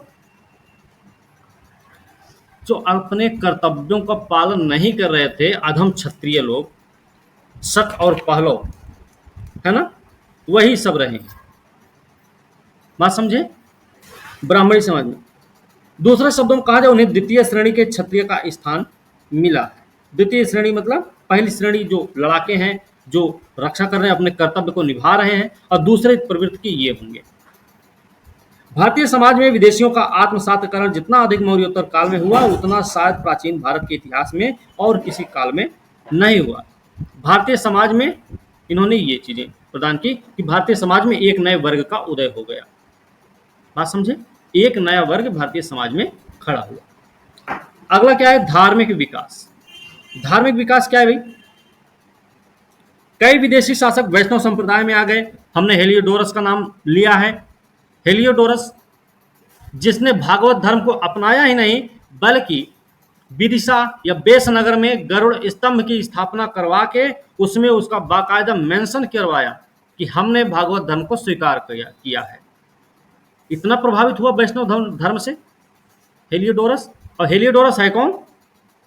किसका वो है? राजदूत है किसी का ना?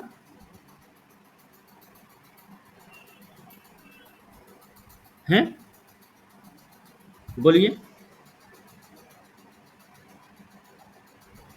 प्राचीन भारत का यूनानी है ना ये? हाँ, यूनानी तो सर है। एंटियोकस का राजदूत है। हाँ, एंटियाकिड्स का राजदूत है। और एंटियाकिड्स जो है ना, यूक्रेटाइडिस वंश से संबंधित है, उसी का राजदूत है ये। चलिए, ठीक है।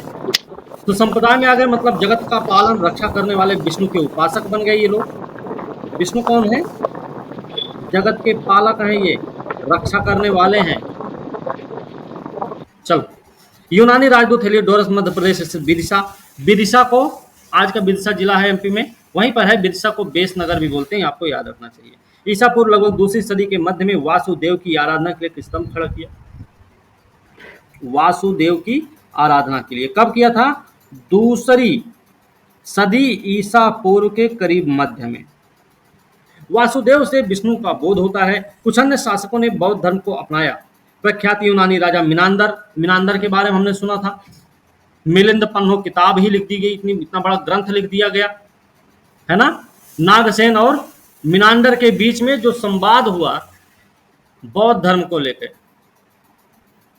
उसी को मिलिंद पन्हो के नाम से संकलित कर दिया गया, है ना। तो मिनांडर बौद्ध धर्म से प्रभावित था ना भाई। बौद्ध धर्म की शिक्षा दी नागसेन ने मिनांडर को, तो मिनांडर ने बौद्ध धर्म को अपनाया। राजा मिनांडर यूनानी है, ये बौद्ध बन गया। ये आपको पता होना चाहिए धार्मिक विकास के रूप में।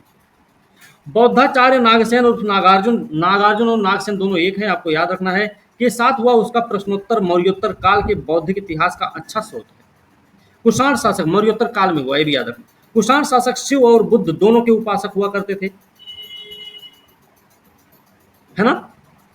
हमने बताया था बिम कटफिसेस, है ना, कि कुजुल कटफिसेस।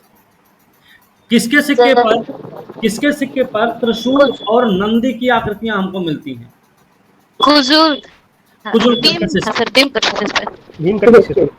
अच्छा, बिम कटफिसेस था। और इसके अलावा सर बीम कटफिसेस था सर। बिम कटफिसेस के सिक्कों पर त्रिशूल और नंदी की आकृतियां मिलती हैं। वहीं पर कनिष्क के सिक्कों पे देखा जाए तो गौतम बुद्ध की आकृतियां हमको मिलती, है ना, गौतम बुद्ध की आकृति वाले सिक्के हमको मिलते हैं, है ना। सर इसमें शिव भी लिखा हुआ है सर, है? शिव भी लिखा हुआ है। शिव बाबू दोनों की हाँ। पूजा करती थी, दोनों की छवि पे कुषाण सिक्के पे उकेर लिखी है। बिम कटफिसेस के सिक्के पर हमको किसका किसका मिलता है? शिव का मिलता है, त्रिशूल का मिलता है, शूल और नंदी नंदी का का। था। मिलता है। Yes sir. कनिष्क के सिक्के पर किसका मिलता है? तो बौद्ध गौतम और शिव। बुद्ध, गौतम बुद्ध के सिक्कों को, है ना, गौतम बुद्ध के मिलते हैं, है ना, बुद्ध का। सर हाँ, हॉलीवुड और यहाँ आया तो बहुत मतलब भागवत धर्म अपनाया मतलब, लेकिन उसके पहले कौन सा उसका धर्म था?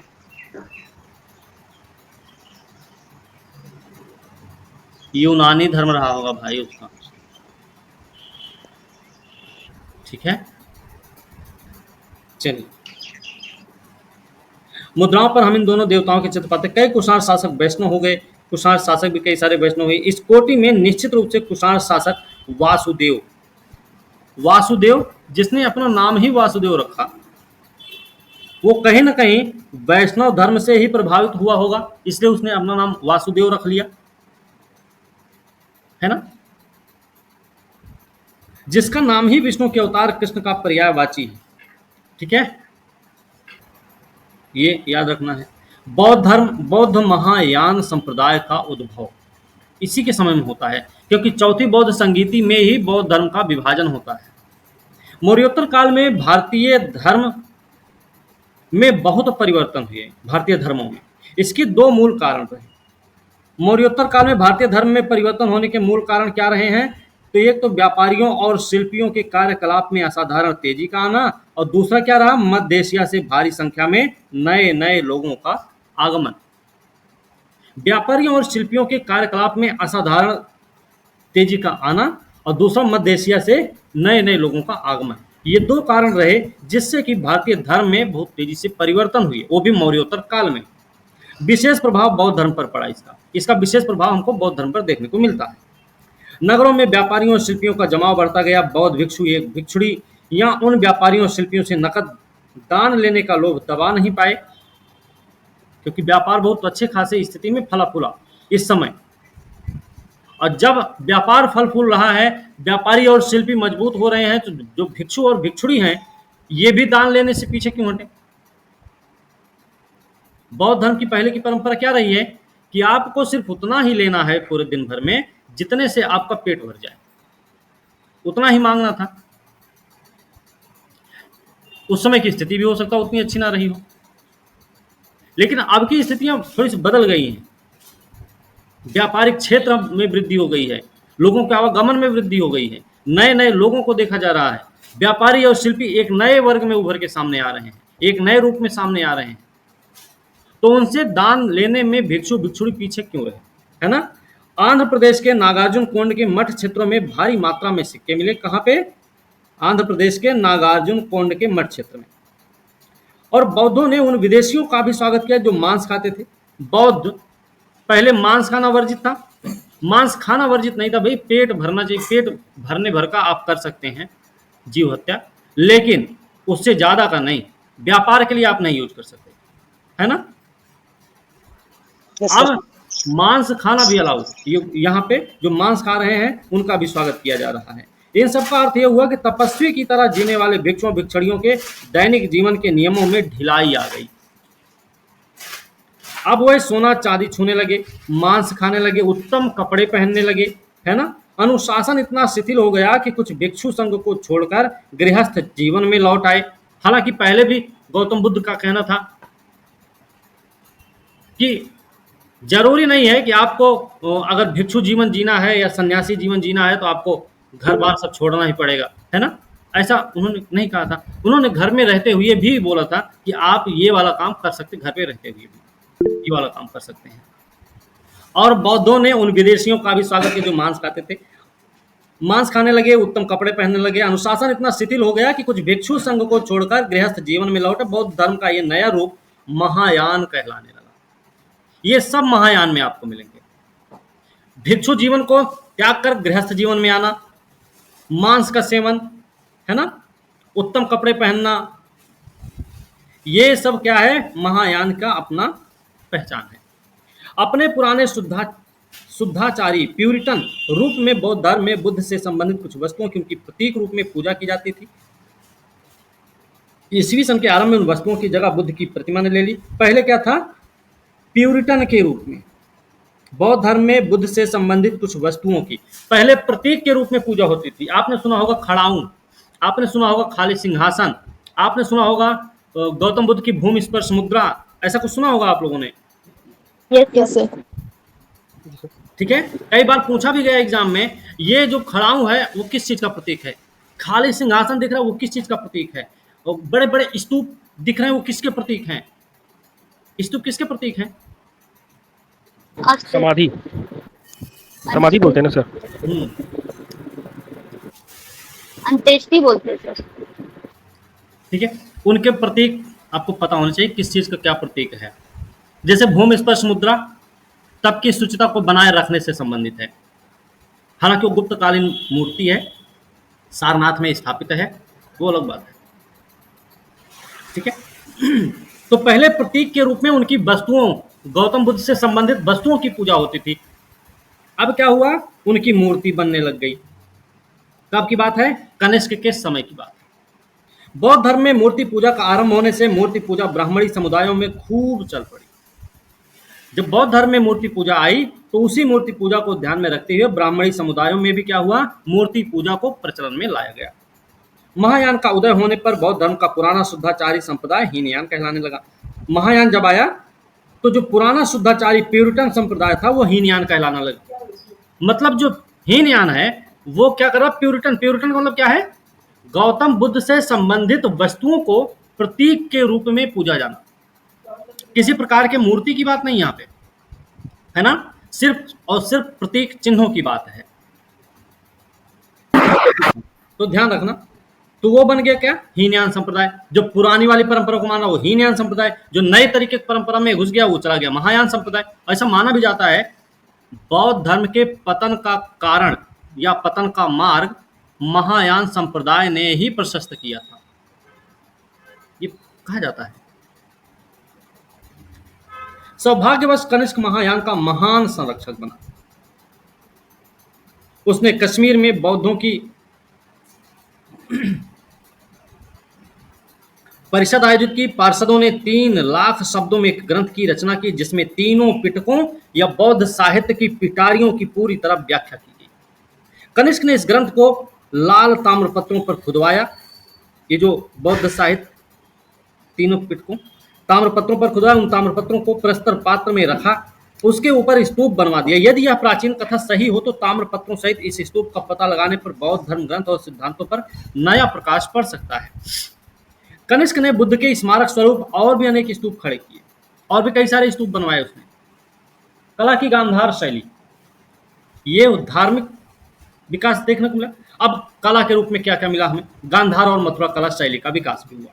विदेशी राजा भारतीय कला साहित्य के उत्साही संरक्षक हो गए। उन्होंने वही उमंग दिखाई जो नया धर्म अपनाने वालों में होती है। कुषाण साम्राज्य ने विभिन्न शैलियों देशों में प्रशिक्षित राजमिस्त्रियों और अन्य कारीगरों को इकट्ठा किया। इससे कला की कई नई शैलियां विकसित हुई, जैसे गांधार और मथुरा। मध्य एशिया से जो मूर्ति शिल्प की कृतियां प्राप्त हुई हैं उनमें बौद्ध धर्म के प्रभाव की छाया में स्थानीय और भारतीय दोनों लक्षणों का मिश्रण पाया जाता है। ठीक है ना। भारतीय शिल्पकारों का विशेषकर भारत के पश्चिमोत्तर सीमा प्रांत गांधार में मध्य एशियाई, यूनानी, रोमन शिल्पकारों के साथ संपर्क हुआ। यहाँ पर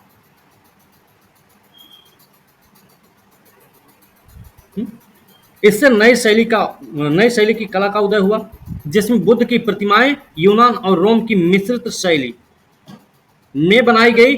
बुद्ध के बाल कैसे बने? यूनान रोम की शैली में बनाए गए। गांधार कला का प्रभाव मथुरा में भी पहुंचा, हालांकि वह मूलतः देसी कला का केंद्र था। मथुरा में क्या है? देसी कला आपको देखने को मिलेगी। मथुरा में बुद्ध की विलक्षण प्रतिमाएं बनी, परंतु इस जगह की ख्याति कनिष्क की सिरोहीन खड़ी मूर्ति को लेकर भी है। कनिष्क की एक सिरोहीन खड़ी मूर्ति है। सिरोहीन मतलब जिसका सिर नहीं है। अभी हमने बताया था थोड़ी देर पहले आपको, उसका सिर कटा हुआ है, ठीक है ना? जिसके निचले भाग में कनिष्क का नाम खुदा है। यहाँ वर्धमान महावीर की भी कई प्रस्तर मूर्तियां देखने को मिलती हैं। महावीर स्वामी की भी कई सारी पत्थर की मूर्तियां। इसकी गुप्त पूर्व मतलब गुप्तों से पहले की जो मूर्तियां रही हैं। पीछे आप देख सकते हैं आभा मंडल, इनके बाल देखिए जोड़ा बंधा हुआ है यहाँ पे, है ना? बाल भी घुघराले जैसे नजर आ रहे हैं। मंडल, आभा मंडल बना हुआ है, इस पे एक छतरी भी लगी हुई है, ये भी आप देख सकते हैं। सर ये आभा मंडल का हरित स्तरित चट्टानों चक्र है जो से बनी पीछे वाला होती थी, है ना? हरित स्तरित चट्टानों से निर्मित थी ये। गांधार कला शैली की जो मूर्तियां थी बड़ी सुंदर थी। त्रिभंग मुद्राएं देखने को, 3 डायमेंशनल आपको चित्र देखने को मिल जाएंगे। जैसे आप देख सकते हैं ये वाला हिस्सा आप देख सकते हैं, तो यहाँ पे देखिए छाया पड़ रही होगी, छाया पड़ती हुई नजर आ रही है नहीं? ये आप देख सकते हैं आंख के नीचे वाला एरिया, ये वाला एरिया पे देखो थोड़ी सी छाया यहाँ भी दिख रही है। इस वाले एरिया पे देखो ऊपर की तरफ उजाला है, लेकिन नीचे की तरफ अंधेरा अंधेरा नजर आ रहा है ना? नाक की भी छाया देखो यहाँ तक पड़ रही है, नाक की छाया यहाँ तक पड़ रही है। बात समझ रहे हैं ना? तो ये कुछ इसकी विशेषता है।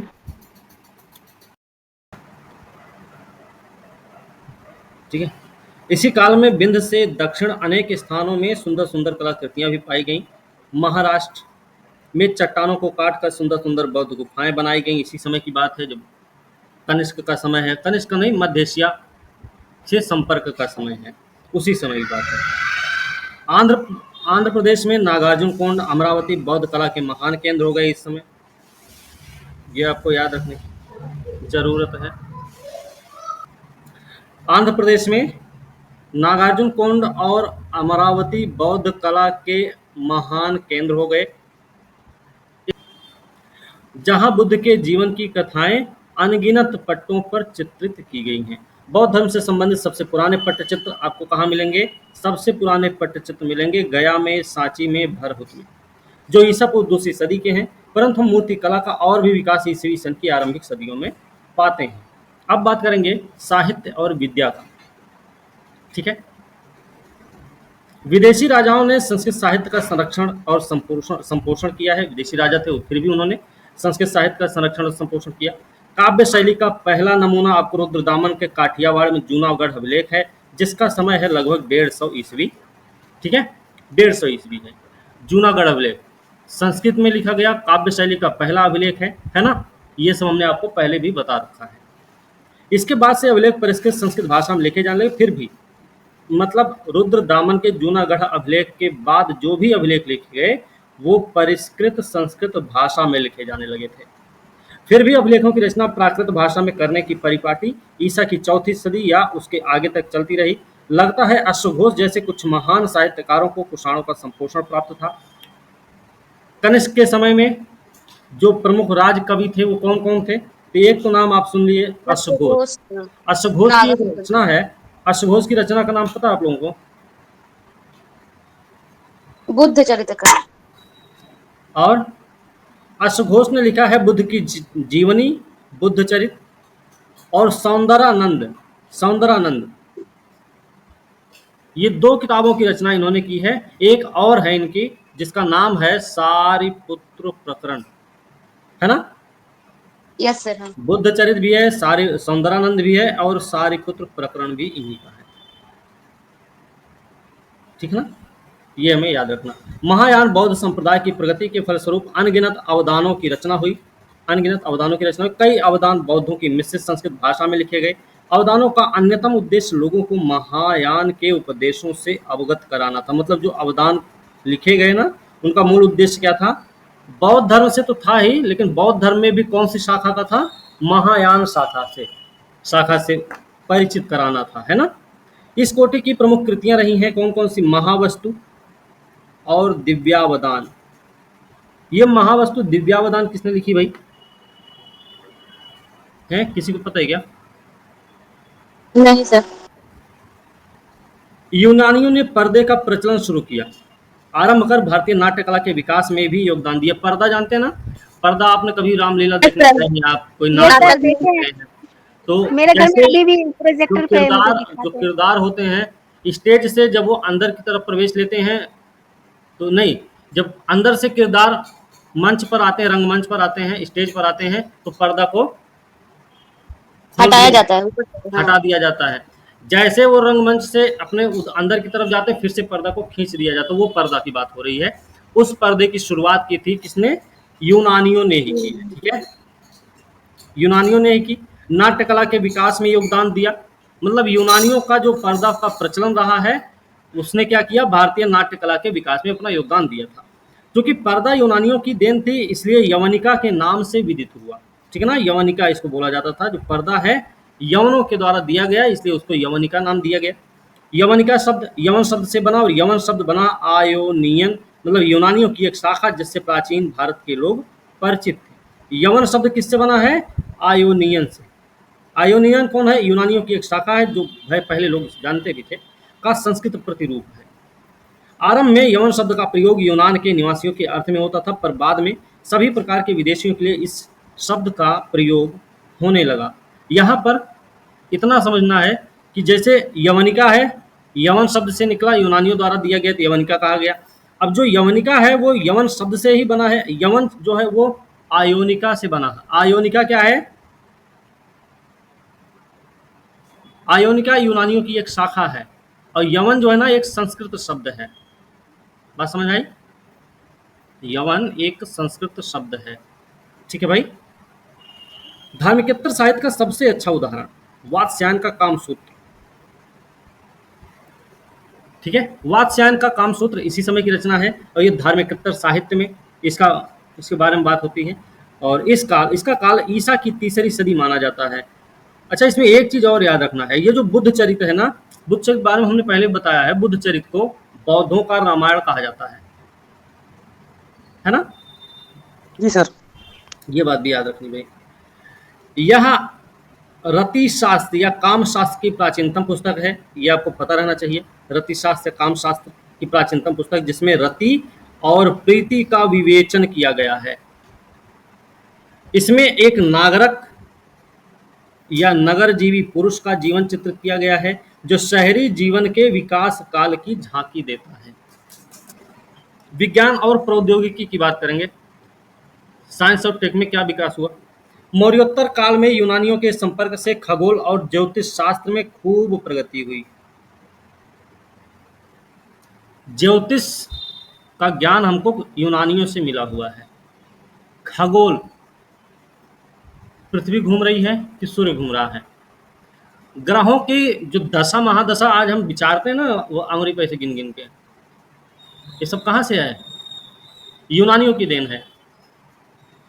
ठीक है, खूब प्रगति हुई। संस्कृत ग्रंथों में हमें ग्रह नक्षत्रों के संचार संबंधी बहुत सारे यूनानी शब्द मिलते हैं। ग्रह नक्षत्रों के संचार संबंधी कई सारे शब्द हमको यूनानी भाषा में मिलते हैं, संस्कृत ग्रंथों में। भारतीय ज्योतिष यूनानी चिंतनों से प्रभावित है, ये आपको याद रखना है। और एक किताब लिखी गई है यूनानी ज्योतिर्विद्या पर आधारित है, उसका नाम अगर आपको पता है, लेखक पता है, तो आप हमें बता सकते हैं। यूनानी ज्योतिर्विद्या पर आधारित है। किसी को पता है क्या कौन सी किताब है? भौगोल शास्त्र है क्या? कौन से सा? संस्कृत ठीक है, भारतीय ज्योतिष यूनानी चिंतनों से प्रभावित हुआ। यूनानी शब्द होरोस्कोप, होरोस्कोप संस्कृत में होरा शास्त्र हो गया। जो यूनानी शब्द होरोस्कोप हुआ करता था, वो संस्कृत भाषा में होरा शास्त्र बन गया। और अर्थ होता है क्या? हलित ज्योतिष शास्त्र। यूनान के सिक्के जो आकृति में और छाप में उत्कृष्ट हैं, वस्तुतः आहत मुद्राओं के ही सुधरे रूप हैं। जो इन्होंने सिक्के ढाले, ठीक है, उत्कृष्ट छाप में, और इनकी जो आकृतियां रही हैं वो आहत मुद्राओं के ही सुधरे हुए रूप रहे हैं। यूनानी शब्द है द्रक्म। यूनानी शब्द क्या है? द्रक्म, जो भारत में क्या बन गया? द्रम, द्रक्म को हमने द्रम बना दिया।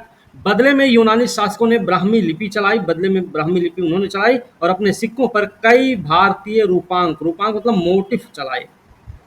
कुत्ते, मवेशी, मसाले, हाथी दांत की वस्तुएं यूनानी लोग यहाँ से बाहर भेजते थे। क्या क्या भेजते थे यहाँ से यूनानी लोग? कुत्ता, मवेशी, मसाला, हाथी दांत, ये सारी चीजें बाहर भेजते थे। याद रखिए, इनकी वस्तुएं भेजते थे। उन्होंने भारत से कोई दस्तकारी सीखी या नहीं, ये तो स्पष्ट है। फिर भी भारतीयों ने यूनानियों से चिकित्सा शास्त्र, भारतीयों ने यूनानियों से क्या क्या सीखा? चिकित्सा शास्त्र, वनस्पति शास्त्र, रसायन शास्त्र में कोई महत्वपूर्ण चीज नहीं प्राप्त की। इन तीनों शास्त्रों का विवेचन किया है चरक ने, सुश्रुत ने। अच्छा, चरक और सर आप सुश्रुत, इसका मतलब क्या होगा सर कि मतलब भारतीयों अच्छा इनके कनिष्क के दरबार में कौन कौन रहते थे? एक तो हमने पढ़ लिया अश्वघोष थे, जो राजकवि हुआ करते थे। इसके अलावा नागार्जुन के बारे में हमने सुना, नागार्जुन भी रहे हैं। चरक नागार्जुन या नागसेन जिनका नाम था। पार्श्व, पार्श्व भी कनिष्क के दरबार में थे। चरक भी इनके दरबार में थे, है ना। ये सब इन्हीं के दरबार से संबंधित थे। नागार्जुन, पार्श्व, चरक, अश्वघोष, ये सब, अश्वघोष भी तो हाँ, ये सब कनिष्क के दरबार से ही संबंधित थे। हालांकि जो अश्वघोष थे वो उनके दरबारी राजकवि थे। ठीक है। चरक संहिता चरक में में उन अनगिनत वनस्पतियों के नाम है। चरक संहिता में उन अनगिनत वनस्पतियों के नाम है जिनसे रोग की चिकित्सा के लिए दवाएं बनाई जाती थी। चरक संहिता में अनेकों वनस्पतियों के नाम दिए गए हैं जिससे रोग के उपचार के लिए दवाएं बनाई जाती थी। ठीक है ना मेरे, चलिए। पौधों को कूटने, मिश्रित करने की जो प्रक्रिया बतलाई गई उनसे हमें मालूम होता है कि प्राचीन भारत में रसायन शास्त्र का ज्ञान काफी विकसित था। रोगों के इलाज में प्राचीन भारतीय वैद्य लोग मुख्यतः पौधों पर ही निर्भर थे, जिसे संस्कृत में औषधि कहते हैं, और इससे बनी दवा होती थी औषध। औषधि से बनी हुई दवाओं को औषध कहा जाता था। जो जड़ी बूटी के काम आती है। टेक्नोलॉजी, प्रौद्योगिकी मतलब टेक्नोलॉजी के क्षेत्र में भी लगता है भारतीयों को मध्य एशियाई लोगों के संपर्क से लाभ हुआ था। कनिष्क को पतलून, चुस्त पायजामा, लंबे जूतों में चित्रित किया गया है। पतलून, चुस्त पायजामा, लंबे जूतों में चित्रित किया गया है।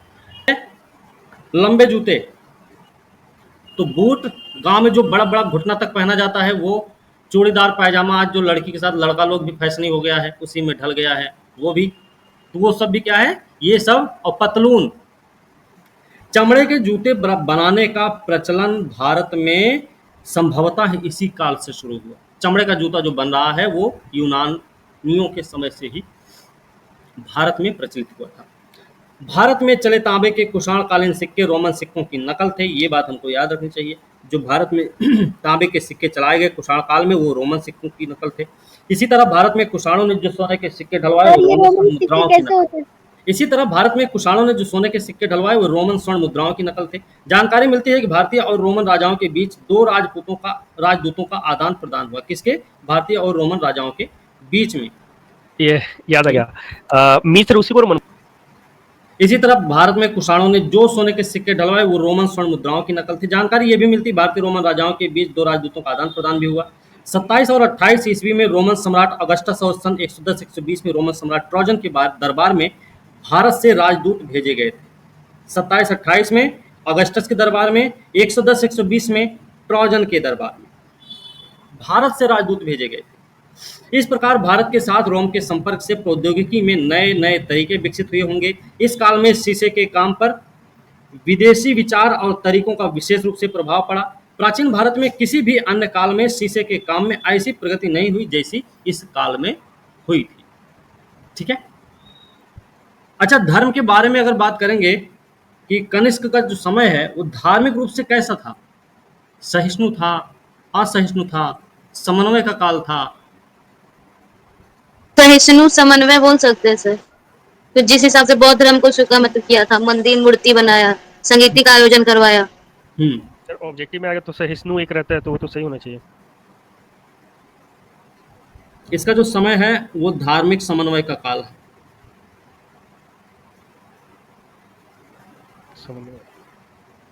इसने बौद्ध धर्म में महायान शाखा को तो महत्व दिया ही था, महायान शाखा को बढ़ावा भी दिया, लेकिन इसने हीनयान और महायान दोनों को महत्व दिया है। हीनयान और महायान दोनों को अपना बराबर से महत्व दिया था। बौद्ध धर्म प्रचार के लिए इसने मंडल भी भेजे, 2 तो मंडल भी भेजे थे, है ना? ये हमने आपको पहले भी बता रखा है। अच्छा, भारत का आइंस्टीन किसको कहा जाता है? नागार्जुन को। नागार्जुन को कहा जाता है ना? ये हमें याद रखना है। अच्छा, ये किताब है महाविभाषा शास्त्र। पतंजलि का सर। महाविभाषा शास्त्र किसकी रचना है ये? एक है, इनका नाम है, ये है बौद्धाचार्य, बौद्ध आचार्य हैं, ये आपको ध्यान रखना चाहिए। बौद्ध आचार्य हैं और इनका नाम क्या है?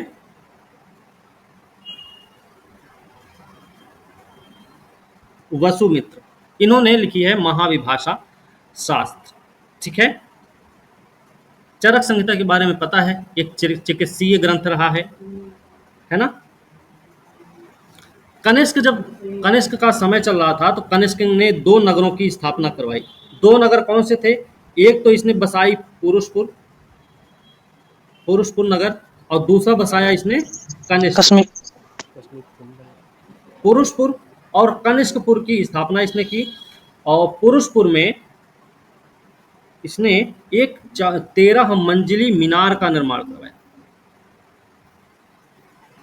13 मंजिला टावर का निर्माण करवाया था इसने, ठीक है। मतलब 400 फीट ऊंचा करीब, ठीक है। मूर्तियों के बारे में आपको पता ही है, ठीक है। कनिष्क के उत्तराधिकारी भी हुए थे, ठीक है। चलिए बस इतना बहुत है, ठीक है। ये हो गया चैप्टर आपका समाप्त, ठीक है भाई। आप एक चीज और नोट कर सकते हैं, कनिष्क के समय में बाल विवाह की प्रथा शुरू हुई थी कनिष्क के समय में, ठीक है, ओके। अच्छा, गांधार कला के संरक्षक कौन थे? कनिष्क है। किस वंश के, मतलब गांधार कला के संरक्षक किस वंश के शासक लोग रहे हैं? तो यूनानी थे ना सर, मतलब किस वंश के? सर कुषाण ये पूछ रहे हैं। हाँ, वंशावली पूछ रहे हैं हम। एक तो कुषाण तो है ही सर, और इसमें सब का आएगा क्या? शक और कुषाण दोनों होंगे सर। हाँ, शक और कुषाण दोनों आएंगे, ठीक है। सर इसमें बाल विवाह का क्या बोले प्रचलन था यहाँ पे इस टाइम में? अच्छा, एक चीज और लिख लेना, एक रचना है महाभाष्य। महाभाष्य किसकी रचना है? पतंजलि की। पतंजलि की है। और पतंजलि ने जो महाभाष्य लिखा है ये अष्टाध्यायी पर आधारित है। Yes sir. ठीक है, ये बात भी ध्यान रखने लायक है। और बाल विवाह के बारे में क्या बताया यहाँ पे? प्रचलन में था यहाँ? हाँ, इन शुरुआत हुई, मतलब प्रारंभ हुआ बाल विवाह का, प्रारंभ इन्हीं के समय पे हुआ था, ठीक है।